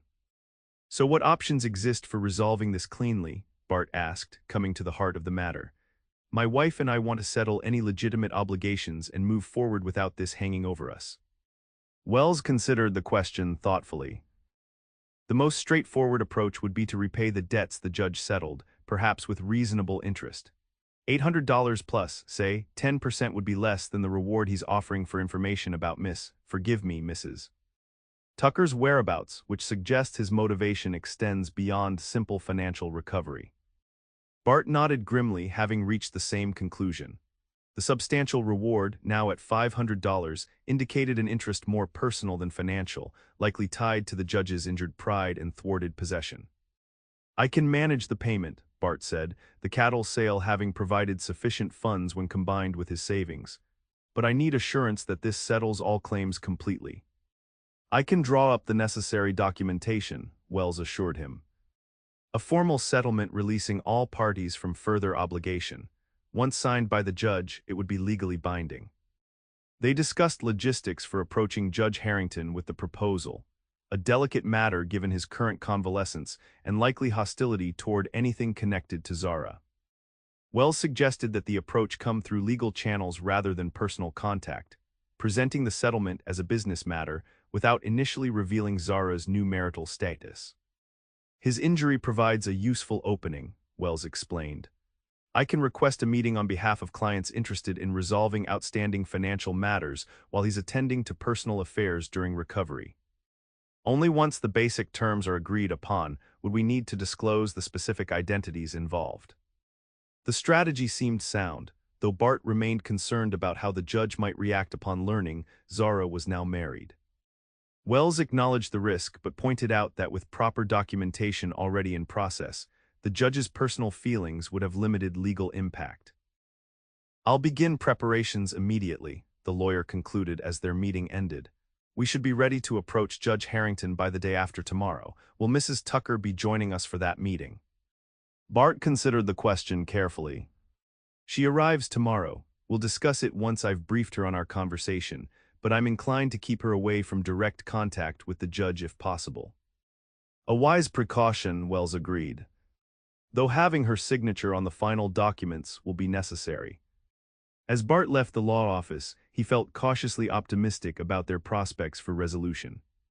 Wells seemed competent and had clearly given the matter serious consideration before their meeting. If all went as planned, he and Zara might return to the rocking tee with the shadow of Judge Harrington's claims permanently lifted from their future. That evening, alone in the hotel room that awaited Zara's arrival, Bart found himself restless with anticipation and lingering concern. Their separation, though brief, had reinforced how completely she had become integrated into his life and thoughts. The room felt emptier for her absence, the plans he made incomplete without her perspective. Morning brought clear skies and mounting anticipation as Bart attended to final business related to the cattle sale while keeping watch for Zara's arrival. By midday, with no sign of her and the stagecoach from the western route already come and gone, a thread of worry began to work its way into his thoughts. Zara was nothing if not punctual and had planned to arrive on this day's stage. While delays were common in frontier travel, whether mechanical failures, road conditions all frequently interfered with schedules, Bart couldn't shake a growing uneasiness as the afternoon advanced with no word. By evening, concern had deepened to genuine worry. Bart checked repeatedly with the stage office, only to learn that the western route had reported no significant delays. He sent inquiries to the livery stables and other hotels in case Zara had been forced to make alternative arrangements. Each negative response increased his apprehension. Sleep proved elusive that night as scenarios played through Bart's mind: Zara encountering trouble on the trail, being recognized en route, falling ill, or worst of all, somehow coming to the judge's attention before their legal strategy could be implemented. By dawn, he had resolved to delay the meeting with Wells and begin organizing a search if Zara didn't arrive by midday. The knock that came at his hotel room door shortly after breakfast sent Bart rushing to answer, hope surging that it might be Zara despite the early hour. Instead, he found a hotel messenger holding a telegram. "For Mr. Bartholomew Tucker," the boy said, extending the yellow paper. Bart's hand trembled slightly as he took the telegram and provided the customary tip. Messages delivered by wire rarely brought good news in his experience, the technology still primarily used for urgent matters rather than casual communication. Closing the door, he unfolded the paper with a sense of dread that only increased as he read the brief message. Bart stop DETAINED in Clearwater stop. Judge men asking QSTONS stop. Staying with Harper's stop do not return yet stop will send word when safe stop ZARA. The implications struck Bart with physical force. Judge Harrington's men had somehow focused their attention on Clearwater, perhaps finally making the connection between the missing bride and the newly appeared Mrs. Tucker. Zara had been fortunate enough to learn of their presence before attempting her journey to Helena, taking refuge with the Harpers rather than risking travel that might lead the searchers directly to her. Relief that she was safe mingled with frustration at the setback to their plans and renewed anger at the judge's persistent pursuit. The timing was particularly maddening, coming just as they had prepared a legal strategy that might have resolved the situation permanently. Bart paced the hotel room, considering his options. His first instinct was to return immediately to Clearwater, but Zara's warning gave him pause. His sudden reappearance might only confirm any suspicions about his connection to the missing woman, potentially making the situation more dangerous for both of them. After careful consideration, Bart decided to proceed with the legal approach while adapting to Zara's absence. He would meet with Wells as planned, initiate the settlement offer to Judge Harrington, and attempt to resolve the financial aspects of the claim without revealing Zara's specific whereabouts. The meeting with Wells later that morning confirmed the viability of this adjusted approach. The lawyer agreed that proceeding with the financial settlement remained their best strategy, with certain modifications to account for Zara's inability to participate directly. "I can still present the offer to settle the debt," Wells explained, reviewing his notes. "The judge's current physical condition makes him more likely to accept a straightforward financial resolution rather than continuing an expensive search with uncertain prospects." "But without Zara here to sign the final documents," Bart questioned. "We can prepare everything for her signature," Wells replied. "If the judge accepts the basic terms, I can arrange for the papers to be completed later, once Mrs. Tucker is able to travel safely." The plan had merit, though Bart remained concerned about how the judge would react upon learning of Zara's marriage.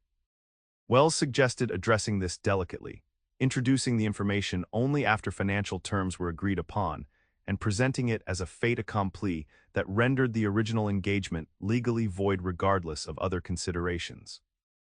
"The key is to focus on resolving the financial claim," Wells emphasized. "That's the only aspect where he has any legitimate standing. Once that's settled, his personal disappointment about the marriage becomes legally irrelevant." With the adjusted strategy in place, Wells arranged a meeting with Judge Harrington for the following afternoon.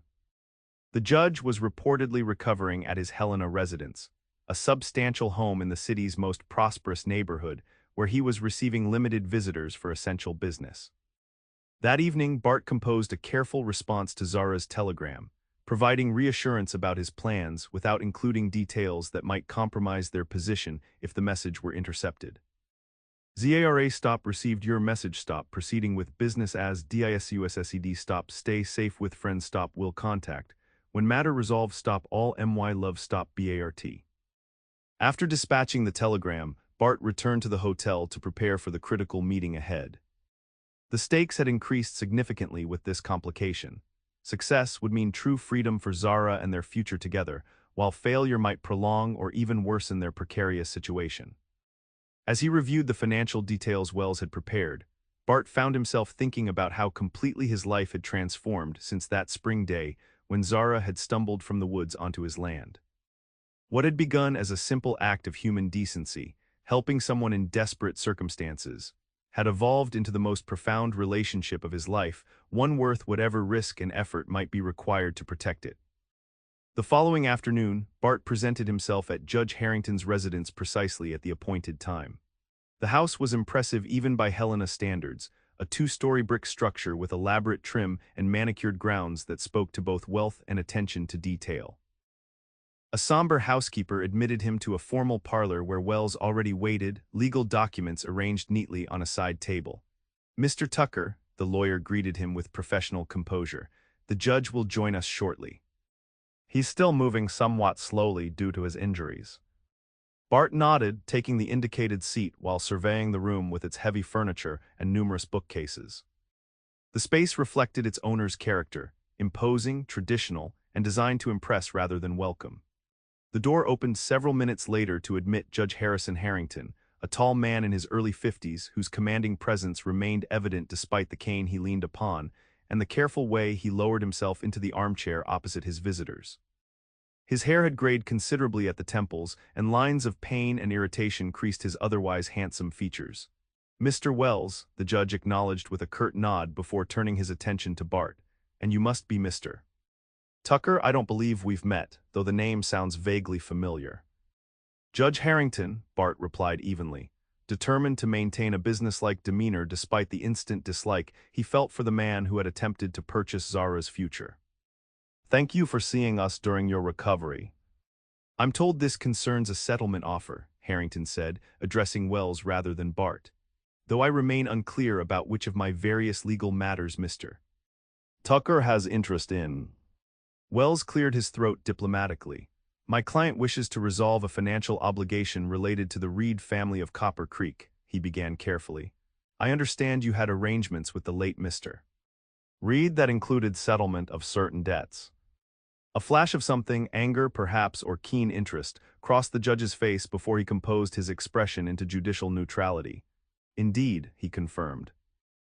"Approximately $800 paid to various creditors as part of a personal agreement with Mr. Reed before his untimely death. My client is prepared to repay that amount in full with appropriate interest," Wells continued, "in exchange for a complete release of all claims against any member of the Reed family." The judge's eyes narrowed slightly as he studied Bart with increased attention. "An interesting offer," he said slowly. "May I ask what connection Mr. Tucker has to the Reed family that would motivate such generosity?" Here was the delicate moment they had anticipated. Wells glanced at Bart, who gave a slight nod of permission to proceed as they had discussed.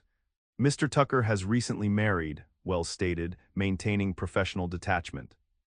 "His wife has expressed a desire to resolve any outstanding obligations her family might have incurred prior to Mr. Reed's passing."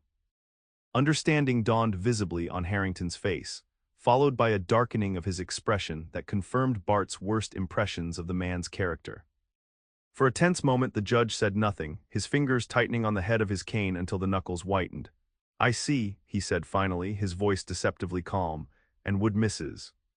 Tucker's given name happen to be Zara?" Bart met the older man's gaze directly. "Yes, Judge, I married Zara Reed 3 months ago in Helena." The silence that followed held a dangerous quality, like the stillness before a lightning strike. Harrington's face betrayed a complex succession of emotions, anger, calculation, and something possessive that made Bart's protective instincts flare despite his determination to maintain composure. "How interesting," the judge said finally. "Especially since Miss Reed disappeared from Copper Creek 4 months ago, apparently fleeing an arrangement her father had made to secure her family's future." His gaze hardened. "An arrangement that included a formal engagement to me." Wells intervened smoothly before Bart could respond. "Which is precisely why my client wishes to resolve any financial aspects of that arrangement, Judge Harrington. The emotional disappointment is regrettable, but the practical matter of funds advanced can be addressed directly." The judge ignored the lawyer, his attention fixed on Bart. "Where did you encounter Zara, Mr. Tucker?" he asked with dangerous softness. "She was quite sheltered in Copper Creek. I find it remarkable that she would meet and marry a rancher from another territory so quickly after her departure. The circumstances of our meeting aren't relevant to the financial settlement we're proposing," Bart replied evenly, refusing to be drawn into providing details that might compromise Zara's safety. "Perhaps not legally relevant," Harrington acknowledged with a thin smile that didn't reach his eyes, "but personally fascinating. A young woman vanishes, presumably to avoid a marriage arranged by her father. Months later, she resurfaces as the wife of a man who just happens to offer financial resolution of the very obligations that motivated the original arrangement." He leaned forward slightly. "One might almost suspect some form of intervention in her planned departure." The implication was clear and deliberately provocative. Bart felt a surge of anger but controlled it with effort, recognizing the danger of revealing too much emotion. Judge Harrington, Wells interjected firmly, the legal matter before us is straightforward. My client offers full financial restitution for funds advanced. In return, you would release all claims against the Reed family and acknowledge the current marriage as legally valid and binding. Harrington settled back in his chair, his expression calculating. And if I find these terms insufficient? Then we would be forced to explore other aspects of the original arrangement, Wells replied with professional detachment. Including the circumstances under which it was negotiated with a dying man and the appropriateness of a marriage between a man of your age and position and a girl of 18 with limited options. The implied threat to question the ethics and potentially the legality of the judge's actions hung in the air between them. For a moment, Harrington's facade of judicial calm slipped, revealing a flash of genuine anger before control reasserted itself. I see you've considered your position carefully, he said finally. Very well, Mr. Wells. I will review the settlement documents you've prepared, but I require one additional condition beyond the financial terms. Which is, Wells prompted when the judge paused. I wish to speak with Zara directly, Harrington stated, his gaze shifting to Bart. Not alone, you may be present, Mr. Tucker, as her husband, but I will not finalize any agreement without hearing from her own lips that this marriage was entered willingly and that she understands the consequences of her choices. The request, or rather demand, created an immediate dilemma. Bart had no intention of bringing Zara anywhere near this man if it could be avoided, yet rejecting the condition outright might derail the settlement entirely. My wife is not currently in Helena, he said carefully. And given your continued efforts to locate her, including men recently sent to Clearwater asking questions, I'm sure you understand my reluctance to arrange such a meeting. Something like satisfaction flickered across the judge's features at the confirmation that his searchers had identified the correct location. I have no intention of disrupting a legal marriage, Mr. Tucker, regardless of how it came about. My interest is in proper closure of a matter that has caused considerable disruption to my own plans. Wells glanced at Bart, silently conveying the need for careful consideration before responding. The judge's request, while uncomfortable, might represent their clearest path to resolving the situation permanently if they could ensure Zara's safety in the process. I would need to consult with my wife, Bart said finally. And any meeting would require certain guarantees for her security and freedom to depart afterward. Of course, Harrington agreed with apparent reasonableness. I am a judge, after all. The law remains my primary concern, even in personal matters. He reached for the documents Wells had placed on the side table. I will review these terms and have my own attorney examine them. We can reconvene in 2 days to finalize arrangements, including the potential meeting with your wife. The session concluded with formal courtesy that barely masked the tension beneath. As Bart and Wells departed the judge's residence, both men maintained silence until they had walked well beyond potential hearing from the house. He's playing some game, Bart said finally, voicing the concern that had grown throughout the meeting. That request to see Zara feels like a trap. Wells nodded thoughtfully. Perhaps, though it's also possible he simply wants confirmation that she chose this path herself rather than being manipulated into another arrangement she didn't fully understand. Bart shook his head, unconvinced. You didn't see his expression when he said her name. There's something possessive there that goes beyond a broken engagement. Nevertheless, Wells pointed out, his agreement to consider the financial settlement represents progress. If we can structure the meeting with appropriate safeguards, it might provide the cleanest resolution available. As they discussed potential approaches for the follow-up meeting, Bart found himself increasingly reluctant to involve Zara directly. The judge's manner had confirmed his worst impressions of the man, calculating, controlling, and unlikely to relinquish what he considered rightfully his without extracting some form of compensation. Yet the alternative, continuing indefinitely under the shadow of the judge's pursuit, seemed equally untenable. The fact that his men had already focused attention on Clearwater suggested their careful precautions were beginning to fail. Sooner or later, someone would make the connection between the missing bride and the rancher's new wife. That evening, Bart sent another carefully worded telegram to Zara via the Harper's ranch, outlining the settlement progress and the judge's request for a meeting. He included his reservations about the proposal while acknowledging that a supervised confrontation might offer their clearest path to permanent resolution. The response came the following morning, brief but clear in its determination. BART stop will travel tomorrow with Mr. Harper as escort stop. Judge Men left Clearwater yesterday stop agree meeting necessary to end this stop. ARRIVING noon stage stop all MY love stop ZARA. The decisiveness of Zara's message both worried and reassured Bart. Her courage remained undiminished by the complications they faced, yet he couldn't shake his concern about bringing her into direct contact with Judge Harrington, a man whose controlled exterior clearly masked stronger emotions regarding her disappearance and subsequent marriage. As he prepared for her arrival, Bart arranged additional precautions beyond those Wells had suggested. He visited Tom Mullins, his friend from previous cattle drives who now ran a successful livery business in Helena, explaining enough of the situation to secure both his discretion and his promise of horses ready for immediate departure should circumstances require it. He also made a point of informally introducing himself to the city marshal, establishing his identity as a legitimate rancher with business interests in Helena in case legal intervention became necessary. These preparations provided some comfort, though Bart remained uneasy about the meeting Judge Harrington had requested. When the noon stage arrived the following day, Bart was waiting anxiously at the depot. The sight of Zara descending from the coach, composed and elegant despite the rigors of travel, sent a wave of emotion through him that momentarily overshadowed all concerns. She wore a simple but well-tailored traveling dress in deep blue that complemented her eyes, her golden hair arranged neatly beneath a modest bonnet. Behind her came Frank Harper, a sturdy man in his 40s who had been a good neighbor to the rocking T for years.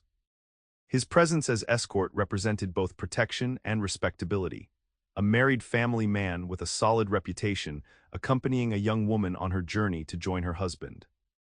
Bart, Zara said simply as she reached him, her smile conveying everything words could not in such a public setting. Mrs. Tucker, he replied formally, though his eyes communicated the depth of feeling behind the simple greeting. You had a safe journey, I hope. Entirely uneventful, she assured him, allowing him to take her hand as propriety permitted. Mr. Harper was an excellent travel companion. After exchanging greetings with Harper and expressing appropriate gratitude for his escort service, Bart guided them to a nearby restaurant for a late lunch. There, in the relative privacy of a corner table, he was able to brief Zara more fully on the meeting with Judge Harrington and the proposed settlement terms. He specifically asked to speak with you, Bart explained, his concern evident despite his measured tone. Claims he won't finalize any agreement without hearing directly from you that our marriage was entered willingly. Zara absorbed this information with characteristic thoughtfulness, her blue eyes revealing consideration rather than fear. It's not an unreasonable request from a legal perspective, she observed, though I suspect his motives extend beyond legal propriety. Harper, who had been included in their confidence due to his instrumental role in sheltering Zara during the search in Clearwater, offered his perspective. Judge has a reputation for holding grudges, he noted. Man who crossed him in a land dispute 3 years back found himself facing trumped-up charges that cost him nearly everything. The observation aligned with Bart's own instincts about Harrington's character. Which is why I'm reluctant to agree to this meeting, he said, covering Zara's hand with his own. We could continue with the financial settlement through Wells without your direct involvement. And leave the judge believing I was somehow coerced from one arrangement into another. Zara shook her head decisively. No, if we do this, we do it on our terms with the truth plainly visible. He needs to see that I am not a victim to be rescued or a commodity to be traded, but a woman who made her own choice. She looked at Bart, her expression softening. And he needs to see that I chose you, not out of fear or desperation, but out of love. Bart felt a fierce swell of pride at her courage. Then we meet him, he agreed. Together, they arranged the meeting for the following afternoon, allowing time for Wells to finalize the settlement documents and for Bart to confirm his security precautions. When the hour arrived, Bart and Zara rode to the judge's residence in a hired carriage, accompanied by Mr. Wells. Harper remained at the hotel, ready to implement their emergency departure plan if necessary. Zara was pale but composed as they were ushered into the judge's parlor. She wore her wedding band prominently, her hand resting on Bart's arm with a natural claim that spoke volumes before a word was uttered. Judge Harrington was seated near the window, his leg propped on a footstool. When they entered, his gaze went instantly to Zara, devouring her with a hunger that made Bart's muscles tense. "Zara," the judge said, his voice thick with emotion, "my dear child. Thank God you are safe." "I am safe, Judge Harrington," Zara replied coolly, not stepping forward, "and I am no longer a child." The judge's eyes flickered to Bart, narrowing with distaste. "And this is the man who assisted you." "This is my husband," Zara corrected firmly. "Bartholomew Tucker, the man who saved my life and offered me a future I could be proud of." Harrington griped the arms of his chair. "You were promised to me, Zara." "Your father—" "My father acted out of desperation," she interrupted, her voice gaining strength. "He thought he was securing my future. He didn't realize he was selling it."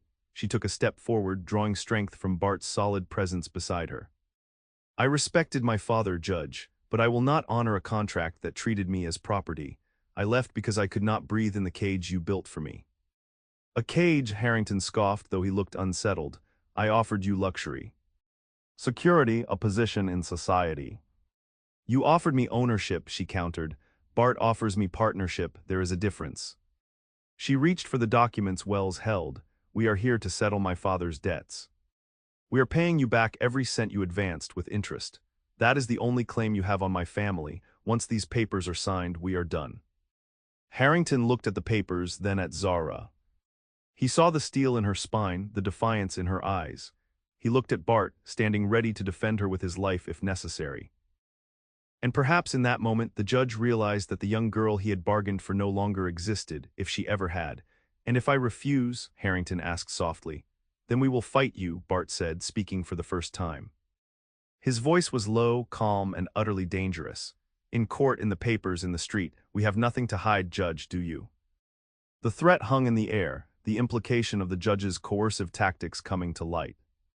Harrington studied them for a long moment. He was a pragmatic man above all else. He saw that the prize was lost and the cost of pursuit had become too high. Slowly he reached for a pen. "Very well," he said, his voice cold. "The debt is settled." He signed the release with a flourish, then pushed the papers across the table. "Take them and go." Zara took the documents, checking the signature with a thoroughness that made Bart smile inwardly. She handed them to Wells for safekeeping, then turned back to the judge one last time. "Goodbye, Harrison," she said. "I hope you find peace. I know I have." They walked out of the house and into the bright Helena sunshine. As the heavy door closed behind them, Zara let out a long, shuddering breath and leaned against Bart. "It's over," she whispered. "It's over," Bart confirmed, wrapping his arms around her. "You're free." "No," she said, looking up at him with a radiant smile. "We're free." The journey back to the rocking tee was a celebration. They didn't rush. They camped under the stars, talking late into the night about plans for the ranch, for the house, for the family they hoped to have. The fear that had shadowed their early days was gone, replaced by a boundless sense of possibility. When they finally crested the rise and saw the cabin nestled in the valley, smoke curling from the chimney where the neighbor boy had kept the fire banked, Bart felt a sense of homecoming he hadn't experienced since before his parents died. "It looks different," Zara commented, reining Daisy in beside him. "How so?" "It looks permanent," she decided. "It looks like us." They rode down to the yard. Bart helped her dismount, but instead of letting her go, he held her against the side of her horse. "You know," he said, "when I found you in those woods, I thought you were the most trouble I'd ever seen." Zara laughed, looping her arms around his neck. "And now?" "Now," he kissed her, "I know you were the best thing that ever happened to this land." "And to me." 5 years later, the rocking tee had grown. A new barn stood beside the expanded corral, and the cabin had gained 2 new rooms and a wide front porch. Bart sat on the porch swing, watching the sunset paint the mountains in shades of purple and gold. A ledger lay open on his lap, but his attention was on the yard. A little girl with blonde curls was chasing a butterfly, shrieking with laughter. A boy slightly older was trying to rope the fence post with serious concentration. "Supper's ready," Zara announced, stepping out through the screen door. She wiped her hands on her apron, her eyes soft as she watched the children. "They're wild things," Bart observed with satisfaction. "They're free," Zara corrected, sitting beside him, "just as they should be." Bart closed the ledger. He thought of the lonely man who had ridden these hills, convinced that solitude was the only safety. He looked at his wife, his partner, the woman who had escaped through the woods to find him. Thank you, he said quietly. For what? For running in the right direction. Zara leaned her head on his shoulder, watching the first stars appear over the valley that was no longer a hiding place, but a home. I wasn't running, Bart, she whispered. I was following my heart, it just knew the way before I did.